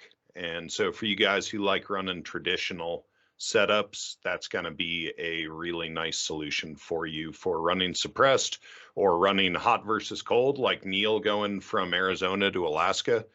Having adjustable gas when you make that big a jump, not so much down near Anchorage, but my friends in Fairbanks shoot when it's -60 out. Or they might have to shoot when it's -60 out. And the difference in ballistics between -60 and +50 or 40 is amazing. And I mean centigrade. So like 115 Fahrenheit to -60 Fahrenheit. That's a monster swing, and your bullets behave differently. Your gassing behaves differently. The other big place is with, well, competition shooters, with being able to tune your bolt carrier speed. Neil's a big fan of running. He's very particular about how he likes his guns gassed, and you can be too with an adjustable gas block. There you go. Not that you're going to shoot as good or better than Neil, but it gives you the option to be able to. You can try. You can try. You're going to lose every time. Oh, and of course, adjustable gas blocks most cool for cans, but I think everybody knows that. Yeah. Absolutely. Very good. And that's OccamDefenseSolutions.com or OccamDefense.com? OccamDefense.com. We finally broke down and bought it from the trolls that were hanging on to it, so made it easy. Those bastards. Yeah. Well, respect the con. That's smart.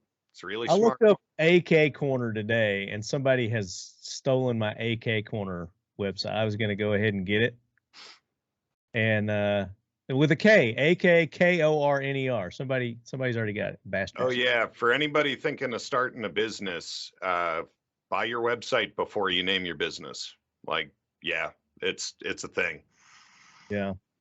No, and don't let it expire after you do it. Facts. Yeah. Didn't Google, so one of the big companies found that out in the last 10 years. No way.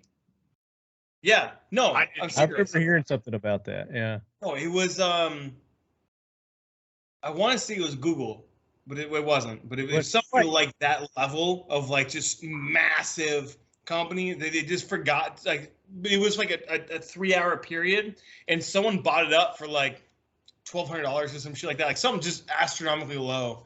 Man, but the fucking courts fucked them. I did hear about this. Okay, totally. Yep. Because they were like, yo, $30 billion or, something astronomical like that. And they were like, no. The court was like, no, you can't do that. Like, I'm pretty sure I can because I own this and they have to pay me for it. So I don't understand how that works, but some things that are above my pay grade. It's corrupt. It's crooked, and those people, grease. As George Carlin said, it's a big club and you ain't in it. Exactly. Yeah. But guess what club we are in? We're in the Leadhead Brigade, baby. And all our listeners get to take advantage of all these offers that our sponsors, our friends of the show throw out there each and every day for you. So take advantage of those because if you're not using it, what's the old saying, Brian? If you don't use it, you lose it. Something like that. So go show all our sponsors, all our friends of the show, love our guests like Neil. Hit them up on their social medias if they have them, their websites, and let them know how much you appreciate them being on the show. They love to hear from you, and that's how we get them back on. Send nudes. Send Neil lots of nudes. For his lonely trips between bus rides from Poland to Kyiv.